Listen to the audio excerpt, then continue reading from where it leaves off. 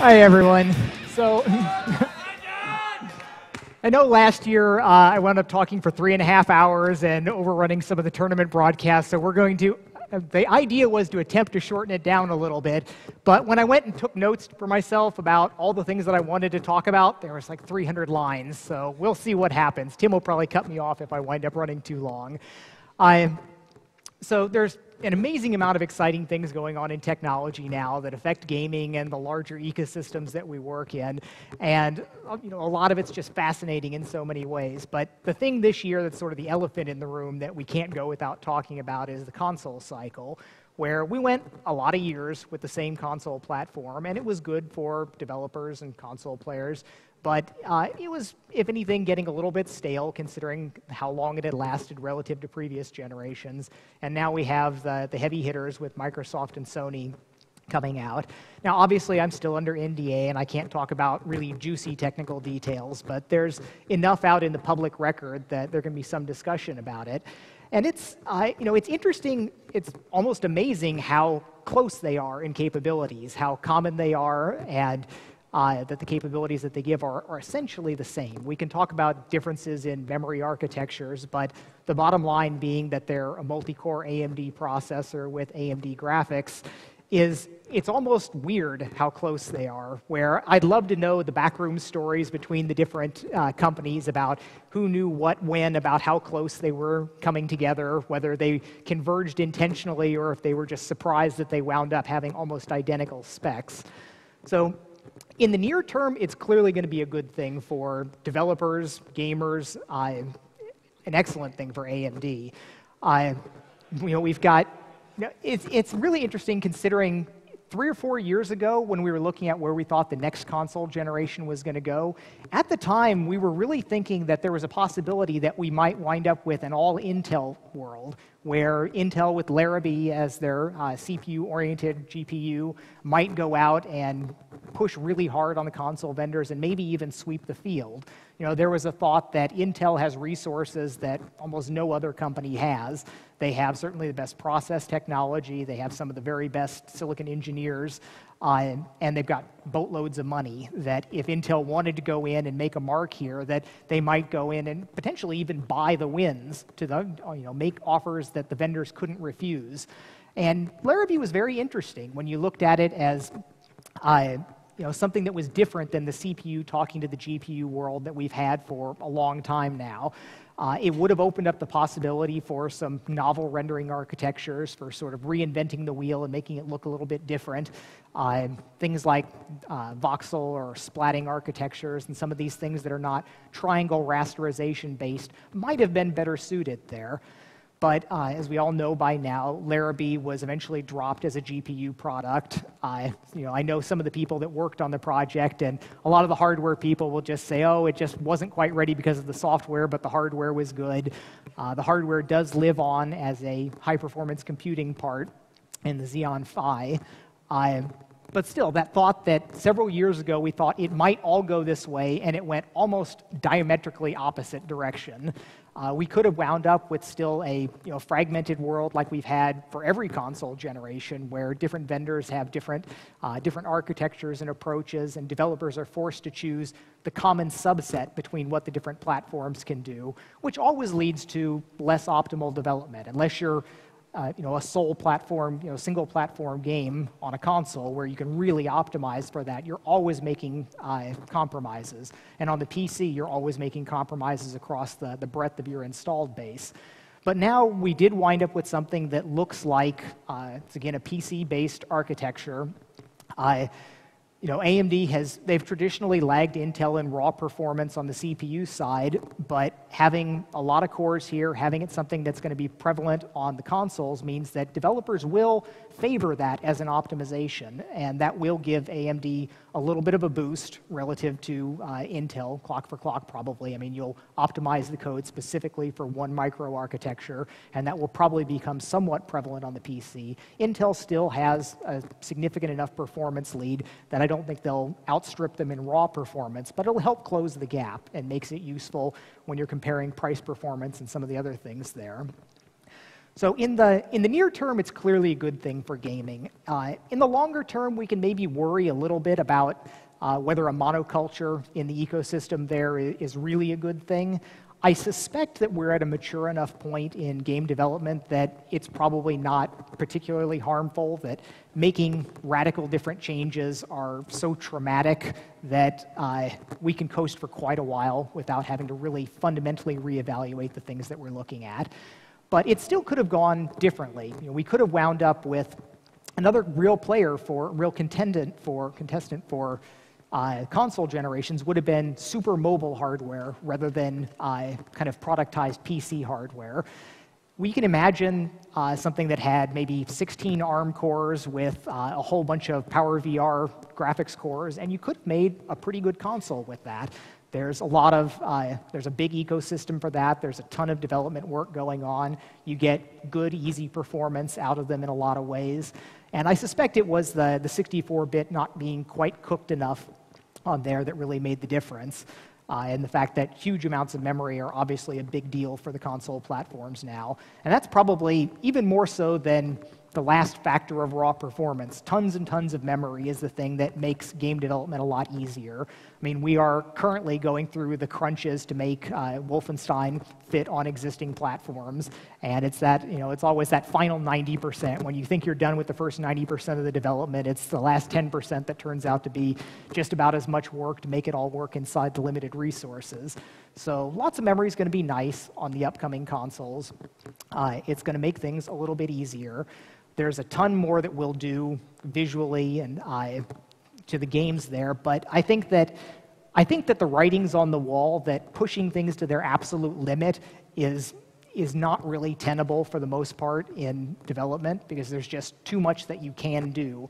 It was one thing when you had a system that you could sort of hold the entire reference manual in your hand and you could say, well, we're going to do as close to the absolute best we can imagine as possible on this. But nowadays, no one person even has the entire capabilities of one of these modern platforms in their head. You wind up specialists in the SIMD code, in the compute code, in the GPU, in the memory architectures, in the file system, the user experience, the interfacing with the operating system. All these things, there's too much to wind up with this crystal jewel of perfection, like you might have at least deluded yourself into thinking you were approaching in previous years. So development is a lot more about trying to get the good value out of the time that you can put into it. And mobile's really been like that for a while now. Most mobile developers are not anywhere close to trying to max out what they can do on their diverse ecosystems and platforms. It's really about trying to come up with something fun, make it happen, and iterate on it quickly. And that's, there's a part of me that always does want to do the absolute best possible, but the reality is that's just not the smart play to look at the modern game systems. And we've got comparing the two big players right now. I mean, well, we should first say that the other bit players it's interesting to look at where the Wii U, I always thought that the Wii U and the Vita would be great targets for Doom 3 BFG. We should be able to bring that over directly, but it's not something that's generating enough interest on the publishing side of things. Because they're somewhat marginalized platforms, and looking at the adoption of them, it's certainly got to be a little scary even for the mainstream consoles, for the big ones, whether there will be the relaxed expectations of what they can move through on there. Because clearly there's a difference on the handheld platforms being in the post-smartphone world. While the 3DS is doing okay, the Vita is really not doing particularly well, and a lot of that has to come from the fact that we have not quite as good gaming platforms, but everybody's carrying a pretty good gaming platform already, and selling a new one into there is a little bit of a harder sell. But the smartphone developments on there are going to certainly matter about how you approach development, how you look at the different platforms that you support. But the big two are clearly coming out with both barrels loaded, and they're going to have a big impact. It's going to be very, very interesting to see how it goes over the next couple years, if they meet the adoption of the previous ones or if something's fundamentally changed in the market. Now, everyone would like me to come out with some A over B comparison about the two platforms. And to be completely honest, I haven't done really rigorous benchmarking on them, so even if I didn't have NDA protection, I couldn't give you a really completely honest answer. but they are very close. They're both very good. Sony, it's no secret that in the previous generation I favored the 360 over the PS3. While there's certain things that Sony did well, for a game developer, the 360 was a nicer platform to work on. It was a little bit more powerful, it had much better development tools, and it just felt better. Sony has made large strides. Their development tools came out of the gate much, much better than they ever have. They've made some somewhat more gamer-focused decisions in their strategies and architectures. Microsoft is putting a lot behind things like Kinect that, I'm still not really sold on Kinect. I recognize that what my needs and desires as a game developer or what I use the technology for might not cover the broad consumer base that they're looking for, so it's their play to make. But I think Kinect still has some fundamental limitations with the latency and the frame rate on it, and interacting with it is still...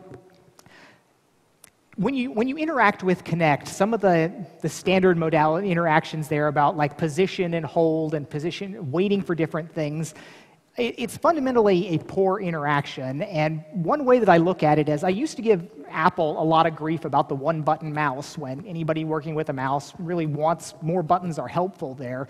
And Kinect is sort of like a zero-button mouse with a lot of latency on it, where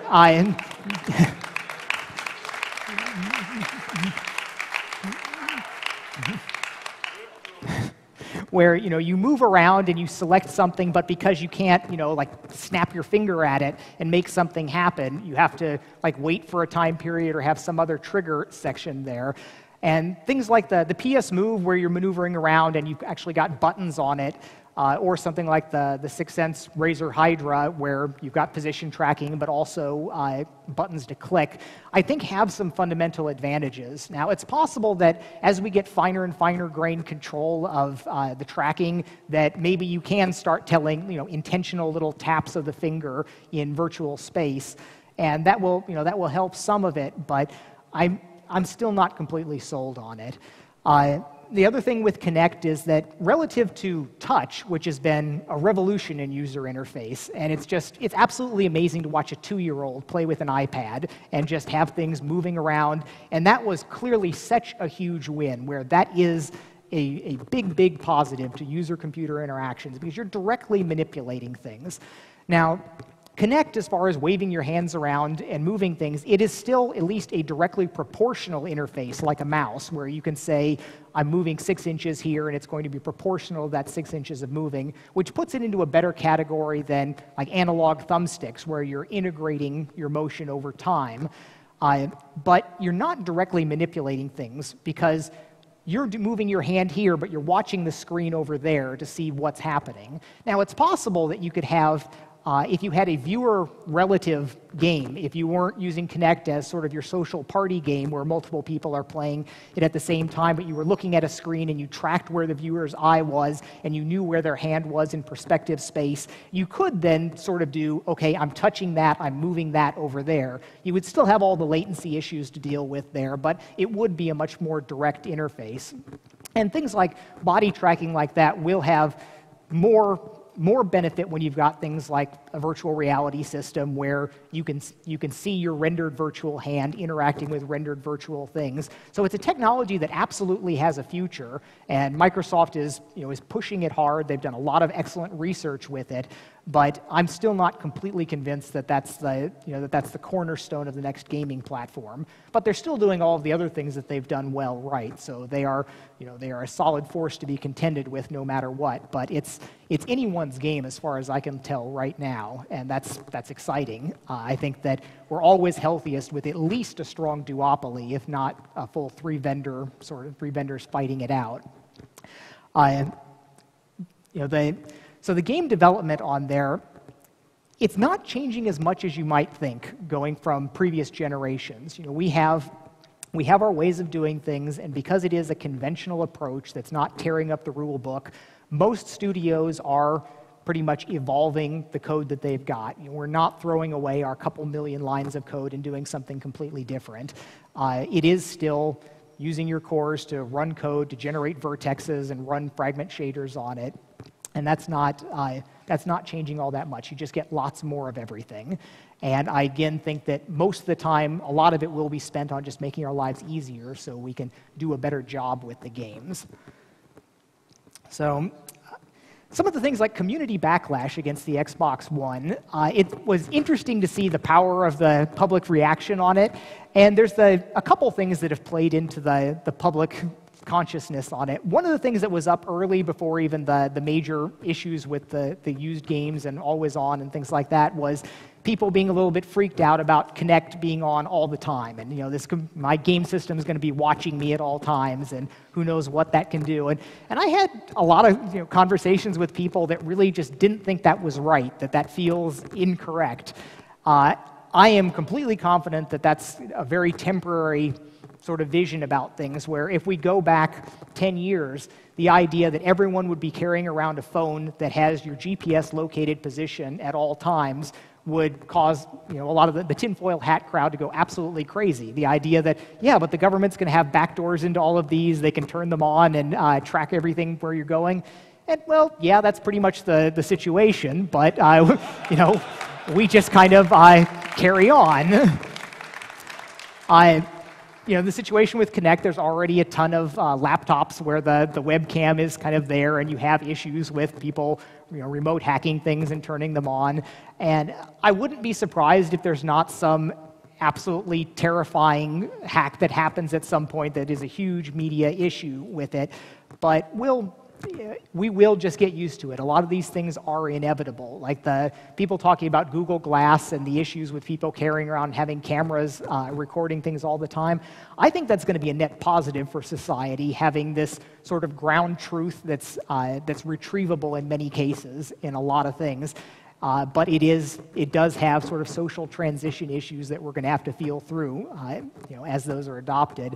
But there's a tide of technology that I think is, in many cases, stronger than what even regulations can hold back in a global world, where you can have sort of local places where you'll have stronger privacy regulations, stronger preventions of, I guess in some European countries, you can't leave the devices on all the time, so Xbox certainly will not be required to operate in that mode. You can turn it off, but they have a vision for how it's going to interact with you, and we don't know yet. It's people have to try these things to find out if they're really going to be good. The thing that, of course, got Microsoft the most in the most hot water was the issues with always internet connected, being able to not having the used game transfers, that whole issue. And I do sort of fall onto the side of, I think the witch hunt was a little bit unjustified there. There are legitimate grievances that people can raise about how they would choose to have their game systems managed. I personally am extremely fond of having all of my digital purchases in a curated garden, all of my iTunes, all of my Amazon stuff, all of my Steam things. And it's a positive thing. I mean, yeah, you can have better and worse ways of doing that, but we are very quickly going to be past the age of having a game that you hold in your hands on optical media. I think that was another thing that was open for debate this generation was, were we going to have optical media at all, or was it going to be all digital distribution? It probably won't be many years before we wind up with SKUs that just have the optical drives deleted, and everybody will just be getting it through the net. I think that's, again, a clear case of the future is obvious right there, and it will be good for us in general. I go over this a lot with books, where I'm sort of a bibliophile where I love books. I have an Encyclopedia Britannica set that I hardly ever open, and all these things where we have a fondness for our physical, the fetishes of the objects that we've bought, but really it is just so much better having everything in the cloud and being able to get at it like that. The other platforms that I'd love to be able to develop on 3DS and some of the other things, other small platforms, I would like to see the games show up on the Vita or the Wii U, just to kind of play with some of the different characteristics that they've got there. But it's extremely unlikely to happen because there's a finite amount of time and there's only so many things that you can focus on. And there's the fact that you can't be you can't have complete knowledge of even one of these platforms. Even the handhelds now have so much going on them. If you know all of the intricacies of the ARM instruction set and their different extensions and the characteristics of the GPUs and the different memory mapped I/O registers there, even that's getting to be a little bit too big for somebody to get a full grasp of. Or what happens is you're just finally getting the hang of everything 5 years into it when the console cycle changes again. And I can look right now with some fondness at the 360 and the PS3 and say, we've got a really good handle on this. We can do some great stuff in it, but it's time to put that aside and go on to the next generation where we're still groping around figuring out what's going on. One of the other platforms that is, in my opinion, not going to be making a big impact right now is the sort of micro consoles where you look at the Oyas and the things that are just tiny little things that plug into your TV. In the long term, it's possible that things like that may become very, very important as they're coupled with cloud rendering and the distribution like that. I don't think that it's going to have a super big impact right now, but it is amazing to see how the relevance of Android the tidal wave of Android just pushing almost everything else out of its way. I'm still obviously an iOS user for most of my day-to-day stuff, but I did finally just in recent weeks spin back up a little bit on Android development, where I looked at it 3 years ago and I thought it was really pretty awful, but it's especially compared to Apple. But you look at paces of relative change, and Apple continues to make things better, but Google has made things better at a faster rate to the point where developing like a Java app on Android is really not that bad right now. You download the ADT bundle and you plug in your device, and it pretty much just works. In many ways, without the certification hassles of iOS, some things like that can actually be a lot easier. It's only when you get into the native development kit that things really fall apart in terms of not really looking well cooked at all. But when you look at the scope of Android and what they've done, it's the power of free. There's giving away the platform has been such a good thing for the entire sort of electronics industry, because if we look back 5 years ago, we had every little handset company trying to write their own operating system, essentially, and doing a very, very bad job at it. Now we still have the danger that everybody, they go take Google's code base and they mess it up in various ways while adding value. We've got that classic problem of, that's happened with video card drivers in the bad old days, and it certainly happens with the Android platforms now. But it's still worlds better than we would have been if they had to be rolling it by themselves. So that's been a great thing. It still has it has a lot of the messiness of Linux underneath it. That's still what's down there, and the development tools reflect it. But there's also some of the magic of it, where when I'm poking through something and I realize it's like, okay, this is going into the system library. Oh, I can just go get the whole source code for Android.jar and step in through that, and then I can look at the kernel drivers for at least the reference implementation of things. So that's pretty wonderful. It's not clear when I'll have an opportunity to do iOS development again to do a fair comparison, but taking things in 3-year gaps is great to see progress, where when you're just kind of sitting with it, you might not notice how much better things have been getting, but the Android stuff looks at least usable now. So we've got things like NVIDIA Shield, which is basically a repackaged super smartphone in a high-quality handheld gaming format. And that's, it's pretty neat on there. It's got excellent ergonomics and good controls for it. It's not just a really crappy Bluetooth gamepad bolted onto a phone. But you can still see some of the warts of Android sort of showing through. Like I was playing Sonic on it, and Sonic is not supposed to drop frames. That's sort of the essence of what the Sonic the Hedgehog experience is about. And you do get an occasional stutter that I would lay the blame at Android. And you can go, when you ADB into an Android system and you do a PS and you look at pages of stuff scrolling by, like, what is all this crap and how is it helping make my experience better? It's a shame that that's not more nailed down now. Some of the problems may be not just scheduling, but also the drive for power management, where you'd think that if you have a quad-core mobile system that we could just be saying, well, let my game use 2 of those cores, put nothing else on there, and just let me be, like on a console, and have things where they schedule and you wake up in a fraction of a millisecond. But it just doesn't work out that way. You can have 4-millisecond difference in when you wind up waking up the next time. And I'm still new enough to all of this. I don't have the answers at the bottom of it, but the platform is not, it's not as much as you could hope for. And while it's all solvable, you can certainly look down and say, well, what do we need to do at the kernel level? What do we need to expose to make this better? Unfortunately, it probably won't get solved like that. It'll eventually be solved by just a complete surfeit of extra resources. Maybe when we have 16-core ARM processors, we can actually have 8 of them to ourselves and, and let all of the other stuff kind of use up the other processors. And that's sort of what the what Microsoft and Sony are doing on the big platforms, is reserving processors for the other stuff they want to do. And as a game developer, if we know, okay, we've got 5, 6, 7, whatever cores that are really ours, we can work with that. And we would rather work with that than having kind of random unknown things popping up and bothering us.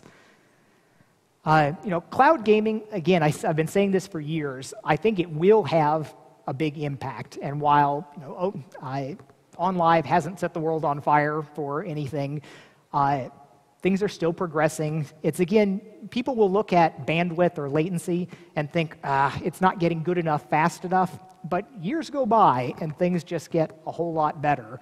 We have a ton of bandwidth coming to a lot of houses now. And while it's not everywhere, just like you don't expect to be able to play your Xbox in the car, there will be places where cloud gaming is just not appropriate. In your backwoods cabin with the satellite internet link, it's not going to be a good idea. But there's going to be plenty of places where it's going to be practical, and it's going to offer really strong advantages for the consumer. Being able to kind of pop in and out of all of your games as fast as you switch web pages, being able to architect games for huge back-end clouds that could take care of resources where it never even has to go to flash. It's always swapping from somebody else's RAM in the cloud. Being able to have completely fair network play without any local prediction, being able to run them essentially as split screen with people in multiple places. So there's a lot of advantages there, and I think that there's I would bet that there will not be another console generation like this, where we think about the Microsoft box, the Sony box, after this one. This one's going to last. This generation is going to last a long time, and I think it's likely that some combination of mobile devices, generic players, cloud streaming, and some other devices will wind up sort of fragmenting that around a lot of different front and back ends, rather than having the platform that's being developed on. But whether that's basically, you'll have to come back in probably 8 years from now to see whether that prediction comes true, because this console generation is going to have a lot of legs to it. So we've got all this power now that we've got on the PCs, when you can put in multiple Titans into a PC box and render just absolutely incredible amounts of flops and vertexes and texels. So what do we want to do with it?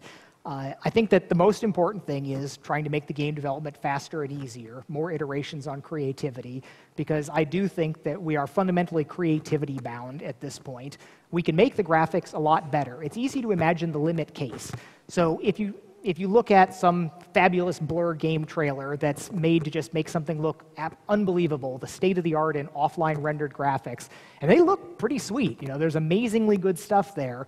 But a lot of what's amazing in game trailers is the director's view. It's the scripting and the layout of what's happening there. Something that I would love to see, and it would be expensive, and nobody's probably going to do this to satisfy idle curiosity, but I'd love to see somebody take just a random snippet of someone's game. Just, you're playing this game, let's just take 5 minutes somewhere midway through your game and give it the full offline rendered trailer treatment on there. And if you said, if we just applied unlimited graphics power, how much better would the game experience be? And I suspect not all that incredibly much.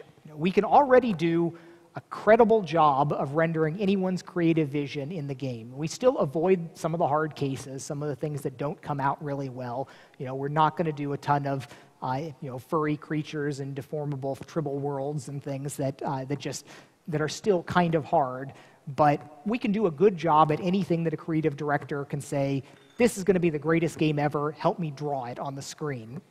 We can always make things a lot better. There's a lot of advances going on. There will be continuous improvements, but it's not going to be set the world on fire, that this is the game that you have to buy because the graphics are prettier. There are a lot of things that we should stop putting up with, though, things that we are sort of used to. It appalls me that we still have people that are targeting 30 hertz games for next generation. It's not that hard. It was hard to hit 60 on the current generation. There are scars in the code base and on the developers that that let us make it to the quality and performance level that we did. But we've got a lot more power now. And yes, you can throw it at doing some crazy pixel shader to get some final little bit of physically correct lighting onto the screen in the pixels, but it's going to be lost in the difference in non-calibrated color between people's TVs, and I think it would just be much better for people to concentrate on smoother game experiences. And I see this where you see somebody talking about a very advanced rendering technique, talking about subtle differences in the specular lobes of the BRDF of this material, and there's a demo going with a tear line flying up and down the screen, where this is just not, priorities are out of whack, and we do get tunnel vision on our own little thing. I mean, graphics programmers as a whole, and then rendering people in specific there, but stepping back and looking at the whole thing, we should have complete, consistent frames presented. We shouldn't have a tear jumping around.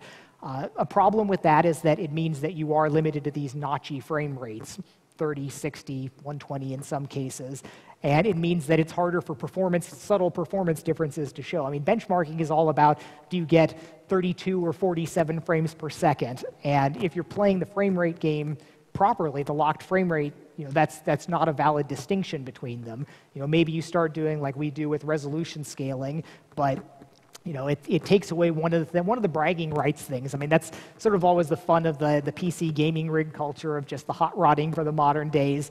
But it's not necessarily in the best interest of the full gaming experience, rather than just throwing more of a moving the dial a little further over.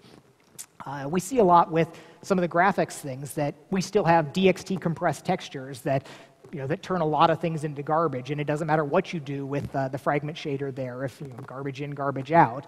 But even if you step back a little bit more, where the normal maps that we use for everything are, everybody bakes 8-bit normals. And interestingly, even with the first GeForce that supported sort of normal mapping, NVIDIA recognized that 8-bit normals really aren't good enough, and they had the 1616 high-low format to have, like, if you want to do a smooth compound curve like an auto body, you can't use an 8-bit normal map on it that's referenced in global space.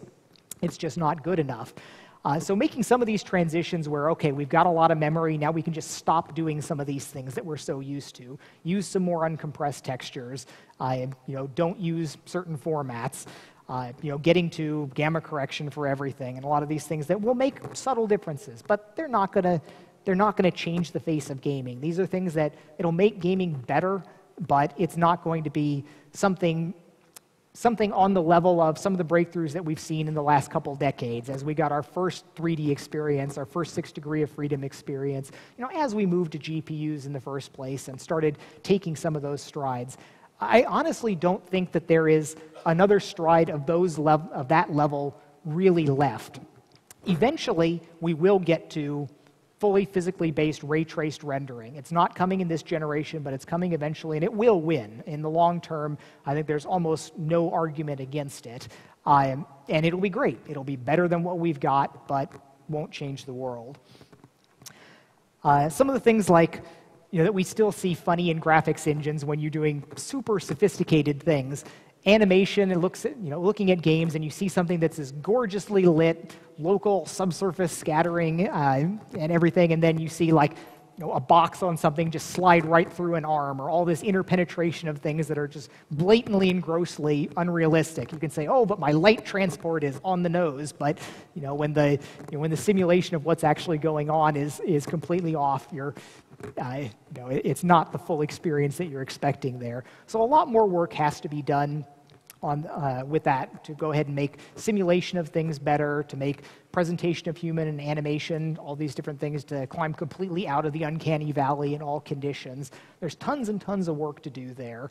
And I think that the things that will make the largest differences probably won't be in exactly the pixel rendering. I still love it. I'm going to talk a lot about it tomorrow on where those final things that we do need to do to get to really, really correct and right pixel rendering, the physics of it, what we can change, but it's not going to really radically change the scope of the gaming. So the GPUs that are giving us all this power, we probably will be able to use more and more of it for things that aren't graphics rendering, being able to use it for the simulations. And there's been, for a decade now, people have been talking about, well, we're going to be able to use this stuff to make better and better physics or better simulations of different things. And it's been troublesome because you can't make physics a fundamental aspect of the game and make it optional or scalable. It just doesn't work out that you could have a low-end system have slightly different physics solvers. So all we really get to use that for is fluff. You get your cloth waving in the breeze, your grass, and your water surfaces, and all that's great. We'll get a lot more power from it. So faster and faster GPUs are still a good thing, even if you believe that we're past the knee of the benefit curve for pixels. All this power will still get used for useful things. And there may be some tipping point where we cross a threshold and we really can do something that's important and magnificent that just wasn't possible before. I don't have a suggestion for that, but it's going to be the things that people don't expect, where at some level of power and simulation fidelity, we're able to do something really cool. So the GPUs, one of the trends that's going on now that the consoles are thankfully going to be leading the way on this is the unified memory. PC add-in graphics cards are very much swimming against the tide of history. Separate memory buses are the way things have been on graphics since the beginning. There's a lot of reasons why that's not a very great thing. Having to send things across the bus, having to manage separate memory spaces. We had to deal with that on the PS3 with the split memory architecture. And life is just much, much better when it's all unified. Intel is obviously bullish on this with their integrated parts, but there's a resistance from NVIDIA. They have their stranglehold on the super high-end workstation class separate add-in cards, and they don't have as strong of a position with integrated parts, so they cater to their interest, but leveraging the unified memory space is going to be where a lot of the advances in development and interaction with the GPUs goes, where we should be treating the GPUs just like another processor. We talk with 4 or 8 or however many cores of CPUs. We work out our scheduling systems. Sometimes we do have our critical sections and our locks and the things we have to live with on there. Right now, with graphics, that's pretty much hidden behind an opaque graphics driver layer, where we need to get to the point where we can treat the drivers, can treat the GPUs the way we treat the other CPU cores. And that's going to involve the vendors giving up some of their flexibility, and that's a hard fight, where right now, textures are still an opaque blob, and each vendor has their own way of organizing them. But forces are battling this, where we have, everybody has to support native formats, everybody has to be able to render to and texture from them for the Android platform, if nothing else, for the compositors, for running on, whatever you're doing with Windows and the Mac. So we have to have this generality, at least at that level. But I've been calling on them to document and expose all of their, the texture formats you want to use, the tiled and swizzled formats, because there's a lot that we can do to make things better. Right now, it's especially pathetic on Android. If you want to load a texture in on Android, you wind up loading it into Java, making a native buffer, passing that native buffer to the driver, which will copy it into some other place that maybe will be GPU related, and you've got at least 3 steps going through here. And what my vision for the future of a lot of asset management is, all of this should just be memory mapped in a 64-bit address space. It's all going to be backed by flash. We're not going to have this 15-millisecond rotational latency to deal with. But to be able to back something with a memory map file, we need to know exactly what the data looks like. So we need to know what these formats are. We need to know what limitations there are on tiling and alignment and so on. So this is one of my big pushes. I want to see this happen. I think it makes too much sense for people to really argue against, aside from strictly parochial concerns about your add-on card won't be able to do this as efficiently if it's going over PCIe, whatever. But it's a path that we will be evolving to that will make everything better, enable a lot tighter interactions. It'll be a good thing. So the virtualization of graphics resources finally sort of hit mainstream now with the tiled textures and tiled resources. And this is something that people that have been coming here have been hearing me bitch and moan about this for 12 years or something. It's finally in hardware that a lot of you own. It's still not what it should be because interactions with the operating system are hamstringing things, where I come back to this, I really want this, please memory map this file, please let me page things out. And some of this battle was convincing hardware people that the idea of any kind of a fault is ever a good thing. And you can use virtualization in a way like we do with the IDTech 5 megatexture in a completely non-virtualized way, and non-blocking way, where we let things go, fall back automatically, update as needed. But to be able to use it for something like geometry meshes, you really would like it to go ahead and say, I don't mind blocking for the 1.2 milliseconds or whatever it's going to take for this to come in from Flash. Hardware people still tend to run screaming at this concept that you're going to idle their cores for 1.2 milliseconds. But that's, again, one of those things that they just need to get over it. It's a net positive win for the entire system to be able to enable some of these things.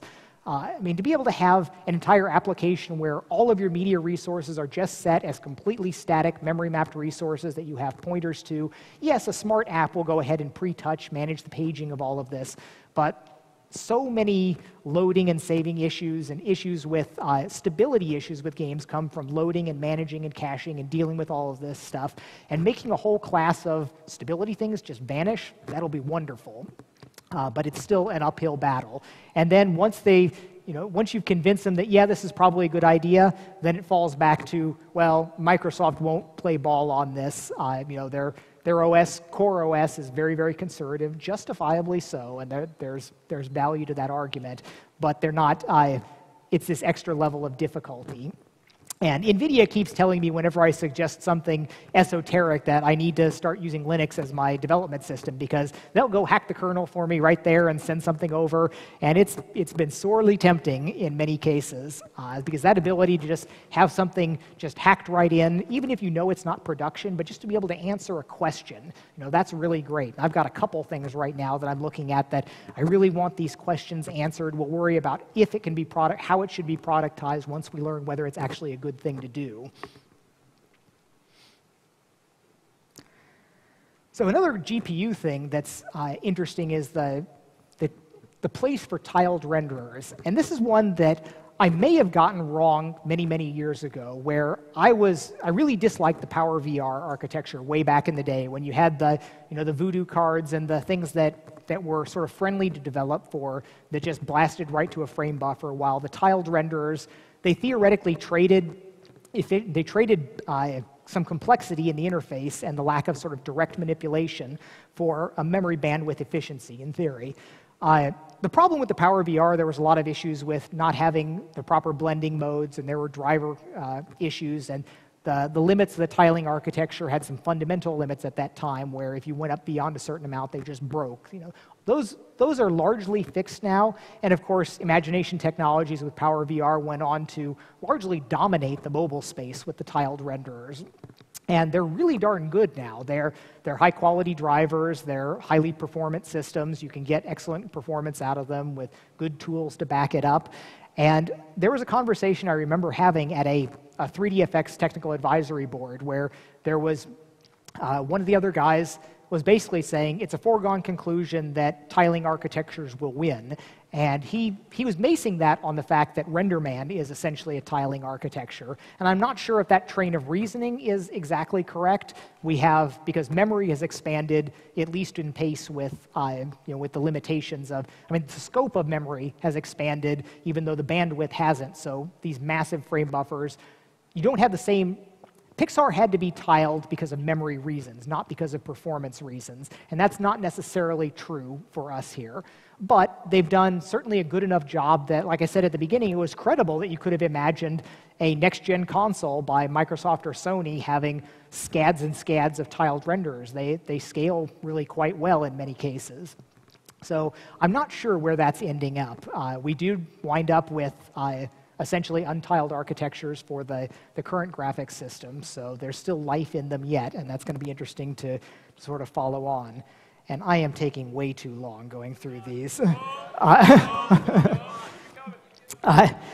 So I still think that the real action and the things that make a difference are in I/O devices. What we do on the screen makes a difference, but what you can do that's not a screen can make more of a difference, or what you can do to make it better. Displays are remarkably good nowadays. I had a couple experiences just in the last couple months where I was looking at something, I was in a shop, I saw something up there, and then I was startled when it moved, that it was a video signage rather than just something statically printed there. And one time I pulled my iPhone out of my pocket and it had a room card key stuck on the top right inside the bezel. And I spent a moment staring at this going, how did this image get on my home screen? Before I realized, like, oh, that's a physical card placed on top of stuck to the screen of my phone. So we are really most of the way there with display technologies when I'm mistaking displays for reality. But there's still things that can get better on it. It's great to see some of the things like viewing angle is almost a dead issue. There's improvements that can be made in pixel fill when you get up really close. Like if you look at things under magnifiers, like in a head-mounted display, you can complain about gaps between pixels, but that gets addressed as resolution gets better and better. And displays are amazingly cheap. There was a picture of me that was in some magazine that showed me with two LCD screens, square aspect ratio, that were 1280 by 1024 many, many years ago. I paid $10,000 each for those IBM displays. And you think about for a couple $100 now, gets you a good 1920 by 1080p display. That's the miracle of modern electronics, and that's a really, really good thing. About the only thing that's not going well in displays is latency, and there is a trend to more and more things that happen between the bits going in the HDMI port and pixels lighting up on the screen. Now, there's more adoption of gaming modes. NVIDIA is pushing pretty hard on the manufacturers at chip level to make sure that a gaming mode does the right thing, that it feeds through directly and doesn't add latency. It's a little bit tricky when you think about things like if you're feeding a 1080p signal into a 1080p display, then it's obvious what happens. But if you're feeding in a 720p signal, then it's got to be refiltered at some level. And I mean, that's another thing that gets done wrong all the time. They're not gamma correct usually in the resampling. They may do various other filters in it. But what we need is a bit going over the data stream. And this comes into the whole, oh God, how do we corral all of these people? So we need something at the driver level. We need something at the hardware level. Then we need something on the TV that listens to this and actually does something different. But that's what we need, is anything that's generating an interactive signal, something where you're doing something and it's generating an image based on what you're doing, should be in no latency mode, no processing. Because a lot of the processing that gets done is sort of assumes an MPEG compressed stream, and games are not that, and that should be turned off, because in some cases it's generating appalling amounts of extra latency. So that's one of the things that has sort of regressed a little bit. And that happens in a lot of areas, actually, where you get bandwidth increases at the expense of latency. And sometimes clock speeds go up enough that the latency decreases in an absolute sense anyways, but we've hit limits on clock speeds in a lot of cases. So now, as we're increasing bandwidth, we're getting more latency. And there's a lot of just sloppy programming, not knowing that it's important in all the different cases. But that's something that I push hard on, and I'm hoping that there will be continued improvements in that. Resolution, we look at phone resolutions when you're at Retina display, and Retina display, as it's termed now, doesn't mean more resolution isn't beneficial. You can still see aliasing if you look at a wireframe rendering going on a phone at a normal display distance, but it's pretty damn good. I would be, as an image processing or as an image rendering producer, I wouldn't be too sad staying at a 1080p resolution and concentrating on getting the anti-aliasing right and all that. it's nice right now, and it might be a brief window where 1080p usually does mean 1080p pixels. The 720p was not like that on hardly any displays. They were always resampling, and that was a bad thing. So I worry that more resolution, if you start getting displays that have 2.5K resolution, then those are going to be resampling all the input signals. We're going to go through all of these same problems again. There's going to be more latency added, more non-gamma correct upsampling, all sorts of problems. But it does look like the industry push for 4K is gaining momentum, and it seems almost ridiculous to me that, but it's going to happen. The electronics people need something new to sell, so they're going to make 4K happen. It's not clear to me that that's going to make a huge win on people's walls and displays. The selfish thing that it is going to be great is it's going to be good for the place where we really desperately need resolution is the head-mounted displays. When you're looking at your PC or your TV screen, resolution is pretty good. Maybe it's not everything that you'd want, but in head-mounted displays, we really do want a lot more resolution. And we're going to get it, not because the display manufacturers particularly care about that market, but because they need to have bigger numbers on it. It's the megapixels race on it. And we're going to have, it seems ludicrous, but we're going to have 4K tablets and mini tablets in not too many years. And that'll make just a dandy head-mounted display for that. So there's going to be some value coming out of it, but I think that is kind of going beyond the knee of the curve in benefits to consumers again. Refresh rate is something that there's room for improvement there. A lot of displays now do 120 hertz internally for 3D shutter glasses, but very few of the consumer devices take it as an input. And even a lot of PC monitors, you have to hook it up with just the right cable and enable it just the right way. But a 120 hertz display is noticeably nicer. It's not going to change the way you look at things or make your jaw hang open in astonishment, but it's nicer and smoother, and it affects everything. Everything on your desktop is better with, at 120 hertz. So there's room for hoping that goes. And in our limited bandwidth budget, I'm afraid that it's going to come down to more resolution, where doubling the resolution versus doubling the frame rate. At this point, I would take doubling the frame rate. At different points, there would be different trade-offs between that. But I just hope that whatever bandwidth we get, we can choose to deploy as frame rate in addition to resolution. The actual stereoscopics for shutter glass TV is still, it's not a world-beating feature. When you set it up with all the right parameters, if you have your stereoscopic screen set up with the parameters set so that it is an extension, your field of view at the distance you're sitting for that size of screen, the field of view is correct, the projection matrix is correct, and the separation for your eyes is correct, it can be a really powerful experience. You can have that sense of, I can put my hand through the screen and grab that thing there. But there's a lot of reasons why you almost never actually see those set of parameters. In fact, one of the console vendors has a limit on the maximum screen separation, which is somewhat below what you would like to put on it. And the reason it's like that is because it causes eye strain as you deal with your eyes wanting to, they know how much they have to toe in to center on something, but they're focusing at a different amount. This is the vergence effect, and that is an issue with eye strain, and we generally try to minimize it by tuning it down a little bit. But you also have lots of issues with the game content that we're putting in, where if you have your monitor a certain distance from you, that would mean that in-game, if you were doing it all exactly right, you would not be able to show on screen something that's going to be closer than that, where in first-person shooters, you've got the whole issue of your weapon, which is positioned in this aesthetically pleasing orientation and field of view for two-dimensional rendering, but it's just wrong for 3D, and it's not completely clear what we want to do on there, where ideally, you would have something that, if you've got your screen out there, you want something which would only be like holding it sort of, at a distance that's not realistic. Because if you hold it normally, you can project it onto the screen, but then you've got something falling off at the edge of the monitor, and that's another eye strain-inducing thing that causes problems. So, stereoscopic stuff is not too hard to do. I think it's an excellent stepping stone towards the head-mounted displays in virtual reality, which I do think is one of those can make your jaw hang open and really make a difference effects on there. So you can pick it up sort of along the way. As a destination on its own, it's still not super awesome. Now, the one exciting thing for me that happened just in recent months is I had to reevaluate some fundamental assumptions that I had on what's important on the displays. And this is great for me because this is something that I've never talked about.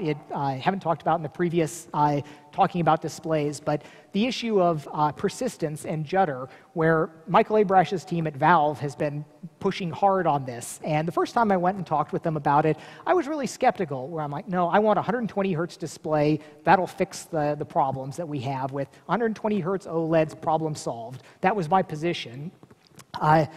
But they went and they've built some test hardware, and the best way to win an argument is to build hardware and prove it. And within, and it's great the way they did this. They basically knew they wanted OLED displays, so they pulled apart Samsung Galaxy 4 phones, and they had their hardware hacker guy make an interface board that lets them drive a pair of Samsung phones directly from a PC on.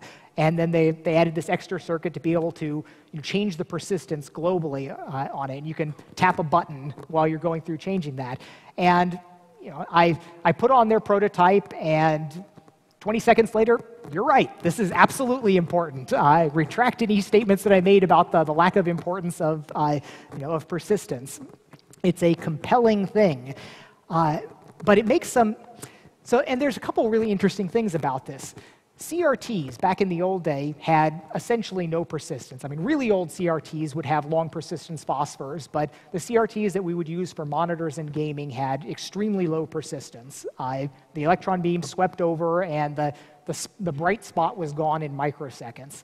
Now, when I look around online, there's a class of people that have been really bugged by the transition to LCDs for things like apparently watching sporting events, which is something that I never really do, but the people that really pay attention to watching their Super Bowl game, that a lot of people thought the experience once we moved to flat panels has just been worse than it was on a CRT. And I never understood really what they were talking about until I was able to look at it more from inside out on the head-mounted display perspective. And there's a good example. The problem is, if you're looking at something with a CRT, or most displays now, they're on all the time. It's fully persistent. That was great because there was none of this 60 hertz flickering, eye strain issues. The displays are solid. They look like the reality signs. So it was good for all of these things. But when you have something move, it brings up the fact that instead of like moving smoothly, it's all here and then it's all here. Or worse, when you're tracking something in a head-mounted display, this pixel that's here, and it's going to change to something else, the same pixel gets dragged as you're moving your head, so it smears across this area. And what I originally chalked up to motion blur being crummy LCD switching times, when I would see, like, if you put on a Rift and you move around, you've got these, everything, it can be fine when you're looking at it, but when you move, everything smears and then comes back stable. Now, it certainly is a problem. There's a 20-something millisecond switch on the LCD.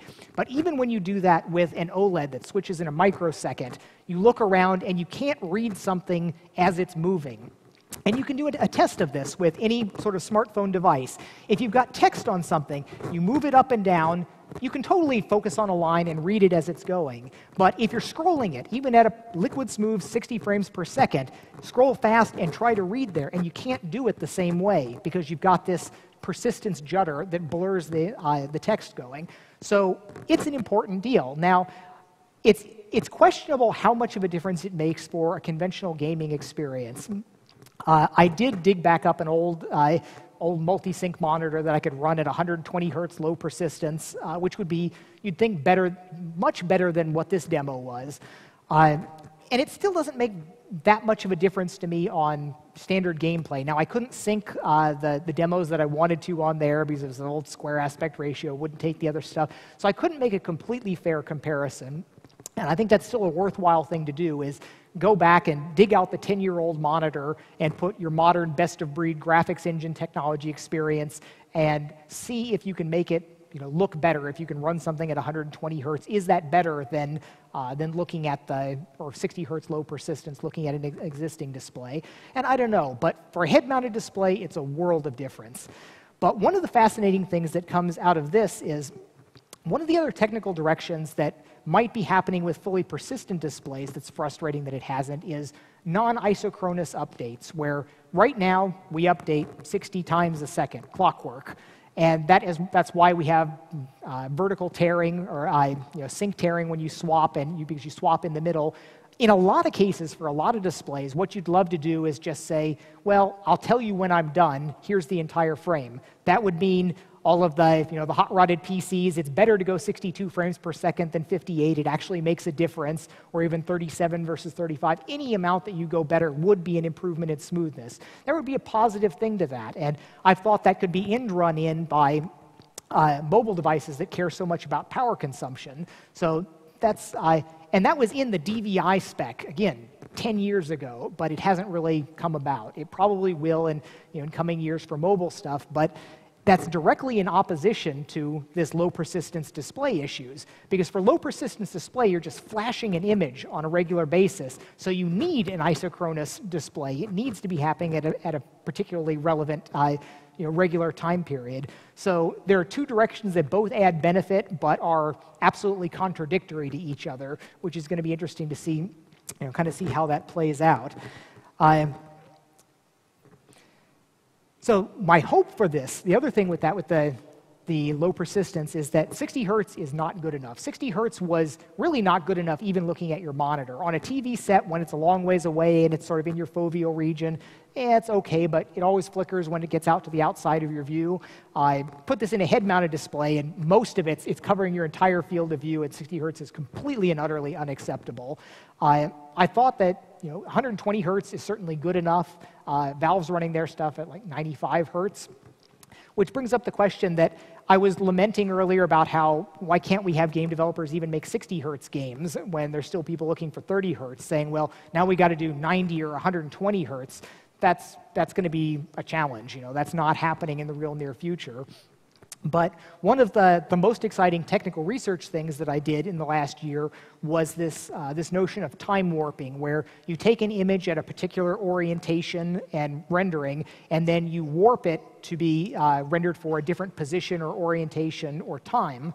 And that, I'm hoping, is going to be the solution for this, where we finally have a hard real-time situation where 90 or 120 times a second, we absolutely have to deliver a new image, no ifs, ands, or buts, but perhaps that image is coming from a source that's only updated, maybe even only at 30 hertz. So that should allow completely smooth, like mouse look or head look on there for transferring the rotation or even slight movements, but it won't handle anything else in the world. So you've got, if you have your drifting snowflakes in the air, probably won't care if they get a frame here or there and a slight stutter, but if you've got some performance art thing happening in front of you, that may matter. So what might happen is you could imagine taking the reviled motion interpolation technology from consumer television and coupling it with the time warp presentation technology, so your world is always 30 hertz with 1 frame of extra latency there, but you use motion interpolation at an image level, maybe augmented by marking or depth buffers or the things that we can do since we know we create this stuff there rather than interpolating it from an MPEG stream. But you use that to generate 120 frames in between, and then you time warp the presentation so that you have no latency for the actual viewer. So that's something that might actually pan out. So I'm very excited at some of the research opportunities sort of in the next year looking at that, where we might be able to kind of get the best of both worlds, have our cake and eat it too. On the input side of things, we've got, I'm only halfway through my list here.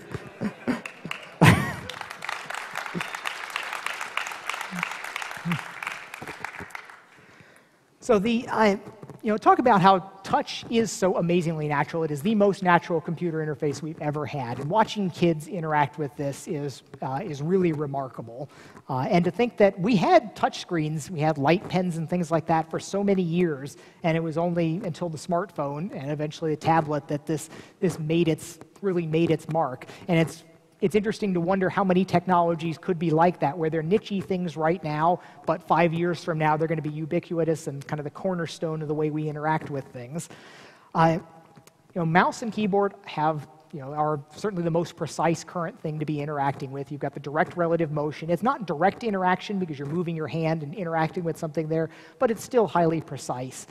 Game controllers are still, unfortunately, really, really a bad interface for certain types of things because they're not direct interaction. And in the old days, like a gamepad for a Nintendo, a Super Nintendo or Nintendo gamepad was actually not an unoptimal interface because all you did was Mario go right, Mario go left. It's a binary interface. The button was completely reasonable for this.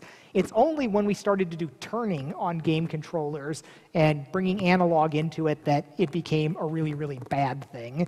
I mean, it's better than nothing. It's better than binary having an analog on it, but it's not good. You're using this coarse, low-precision muscle in your thumb and time integrating. And you watch people a lot of times playing games, and they're even pulse width modulating with their thumb. Rather than trying to get the exact analog position and wait the right amount of time, it's like snap, snap, snap, trying to kind of bump your way to the right position. And it's just not good, but it's what we've got to live with there.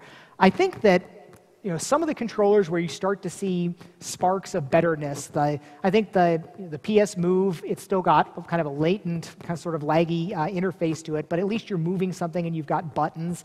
I think the Razer Hydra with the 2 tracked things, it's unfortunate that it's got wires and it doesn't have any feedback inside it, but I think something like that will be where we wind up, where you've got sort of the split thing, you've got 2 hands that can be moved and tracked independently while still having all the buttons to kind of do your intentional actions on it.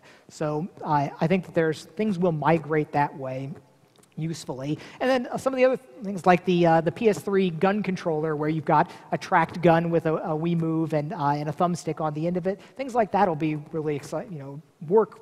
That's a good interface for things. If you had that in sort of a virtual reality environment, that'd be exactly what you wanted there. Again, when you're interacting onto the screen, it's got that layer of separation, so it's not perfect. Right? The tracking is still a hard problem, and it's still remarkable to me that something that seems so fundamental about where is this, where am I, isn't just some nailed down solved problem, but it's not. There's still a ton of research going on. Again, Valve has done some really spectacular work with optical tracking, where you've got things like the Track IR that looks at the little dots and works pretty well in here and then falls apart when you get out of the field of view. You have the RF tracking things like the Sixth Sense that work more or less everywhere but are not very accurate and have different fall-off characteristics. There's inside out. I think that my take is that eventually head-mounted displays will wind up tracking with inside-out tracking, where you'll have cameras on them looking out at the world because that's how the brain tracks, and we should be able to mimic that. But there's a lot of challenges, especially for absolute positioning. I suspect that there's a middle ground between absolute 6 degree of freedom, ground truth, here are the coordinates, that there's a useful intermediate step between just accelerometers and gyros where you have relative positioning to it. And I think that there's potentially benefit for using optical flow analysis coupled with the gyros and accelerometers that are on there to get useful relative motion. But this is all stuff that hopefully can be experimented with and worked on sort of in the coming year. I have not yet tried one of the funny standing platforms where you get to stand on the treadmill rotational stuff. I've talked to some people now that have used it, and nobody has said glowing things about them. But maybe they will yet become something interesting. I'm still most excited for that type of stuff, for taking the sort of indoor laser tag areas and turning those into virtual reality play spaces, which has the advantage of you are completely free to put marker graphics on every wall, floor, and ceiling. So inside-out looking would never be outside, would never not have a marker. I think that's going to be just fabulous when that happens. The audio side of things is, the audio people always feel like the poor stepchildren on the development team, where they get the scraps of the resources given over to them. And we've at least twice before tried sophisticated audio processing, and we just kept coming back to it doesn't win yet in game when you don't know what the speakers are, when you've got the broad range of things there, and you've got a screen sitting in front of people. It's been, maybe it's been the wrong call, but we've looked at it a couple times and it still hasn't really won. But in a head-mounted display, I think it's going to be amazing. I think that having head tracking on it to be able to do that full, the head-related transfer functions, so that you can close your eyes and echolocate inside the rooms essentially. It's going to make an impact there. So I think there's going to finally be some happy audio people that will feel the center of the universe much more than they have in years past. So onto the software side of things now. One of the things that I feel I've probably learned a lot more in the last 3 or 4 years about large-scale software development than anything else. There's been the work that it was an amazing learning experience to go through and take our entire multi-million line code base and get it squeaky clean with code analysis. And that was an experience that I wish I could just sort of download into everybody, because I still run into a lot of people that when you talk about things that are unsafe practices or things that will cause problems, that's such a mushy, nebulous term. It's not like I can count the cycles and show you why my way is better than your way.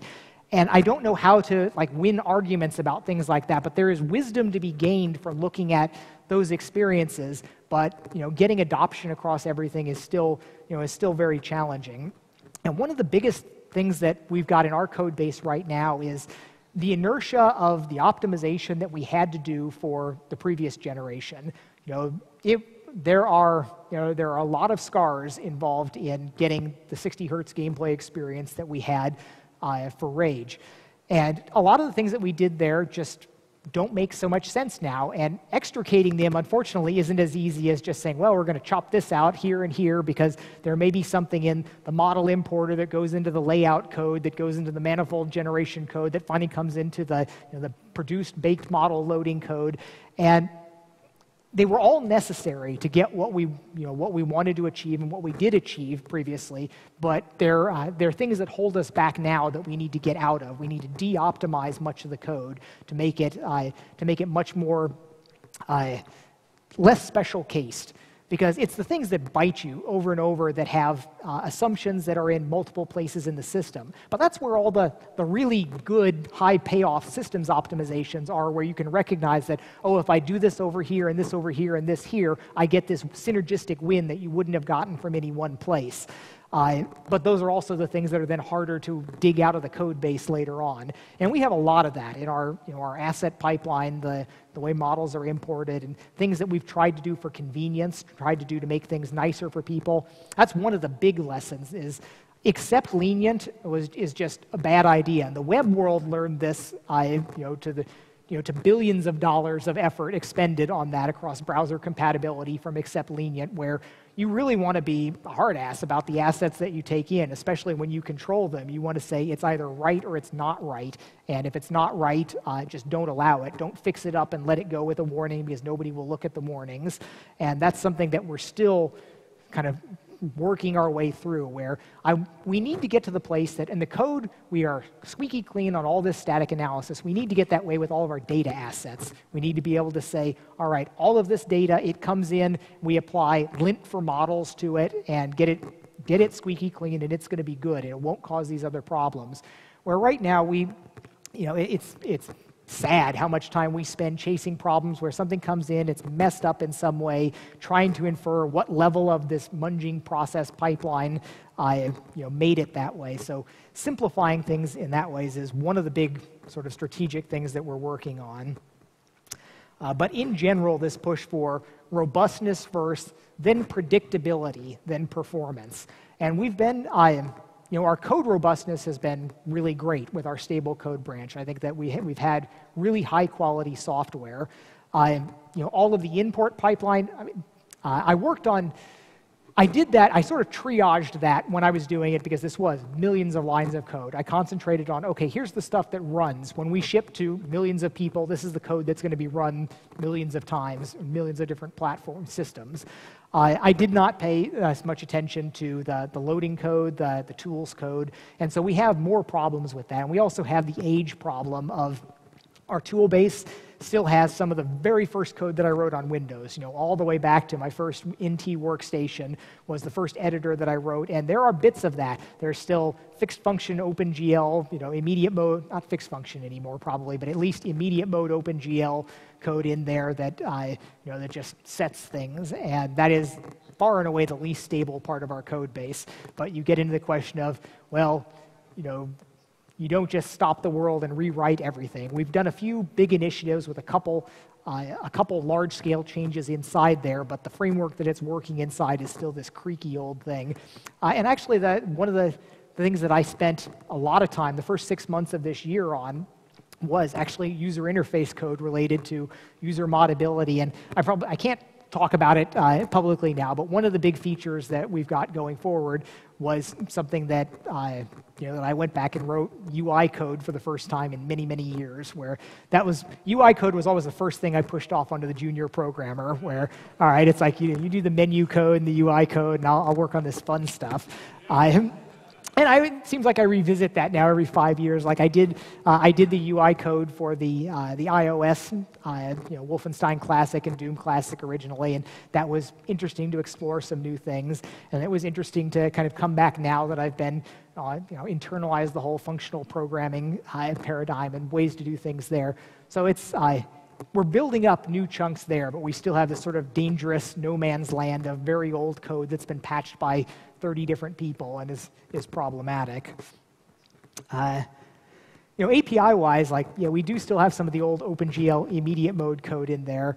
It's gratifying to look around and see that in the larger scheme of things across the world, OpenGL sort of won, which is which really wasn't expected even 5 years ago, where we were kind of thinking that, okay, it's not evolving fast enough. Microsoft's doing a spectacular job with what they're evolving with D3D, but along came mobile and now WebGL, and all of a sudden OpenGL is probably rendering 10 times as many triangles as anything else. And it's far from a perfect API. All of the implicit state in bindings is still a huge wart. We still want lower level access to directly using buffers and some of the other things, treating it like a CPU. But it's still a good thing, and I can give myself a little bit of a pat on the back for all the work that I did to kind of help make that happen over the years. And I think that the industry as a whole is definitely better off for that. And again, it's not bad to have Microsoft doing a great job with all the D3D stuff, but it's good to have a couple competing paradigms and something that that wound up being free for the platforms that are going in thousands and thousands of different things. So that's been a good thing. On the rendering side of things, physically correct lighting, it's wonderful to see that that's all the rage now. It's all anybody's talking about for the next-gen stuff, and it's good. It will win. It will be better. We've seen this story before with the offline rendering crowd about being resistant at first and finding out that it actually does make their lives easier. I made a push for this several years ago and did not get enough internal traction with the art team to kind of buy into it, because it requires changing things, looking at it a different way, giving up your favorite tweaks and hacks and the ways that you know how to sort of beat the current rendering equation into submission. But we're in a situation where we've got a lot more buy-in now. It's got public mind share. It's going to be the way things are going. We'll always be approximating it to some degree, but trying to have somewhat plausibly rational albedos and having things that make a little bit of sense is just a good thing. And in the end, it'll be easier to make content that works well. So my big software evolution over the last certainly 3 years, and stretching back tendrils a little bit further than that, has been this move towards functional programming style and pure functions.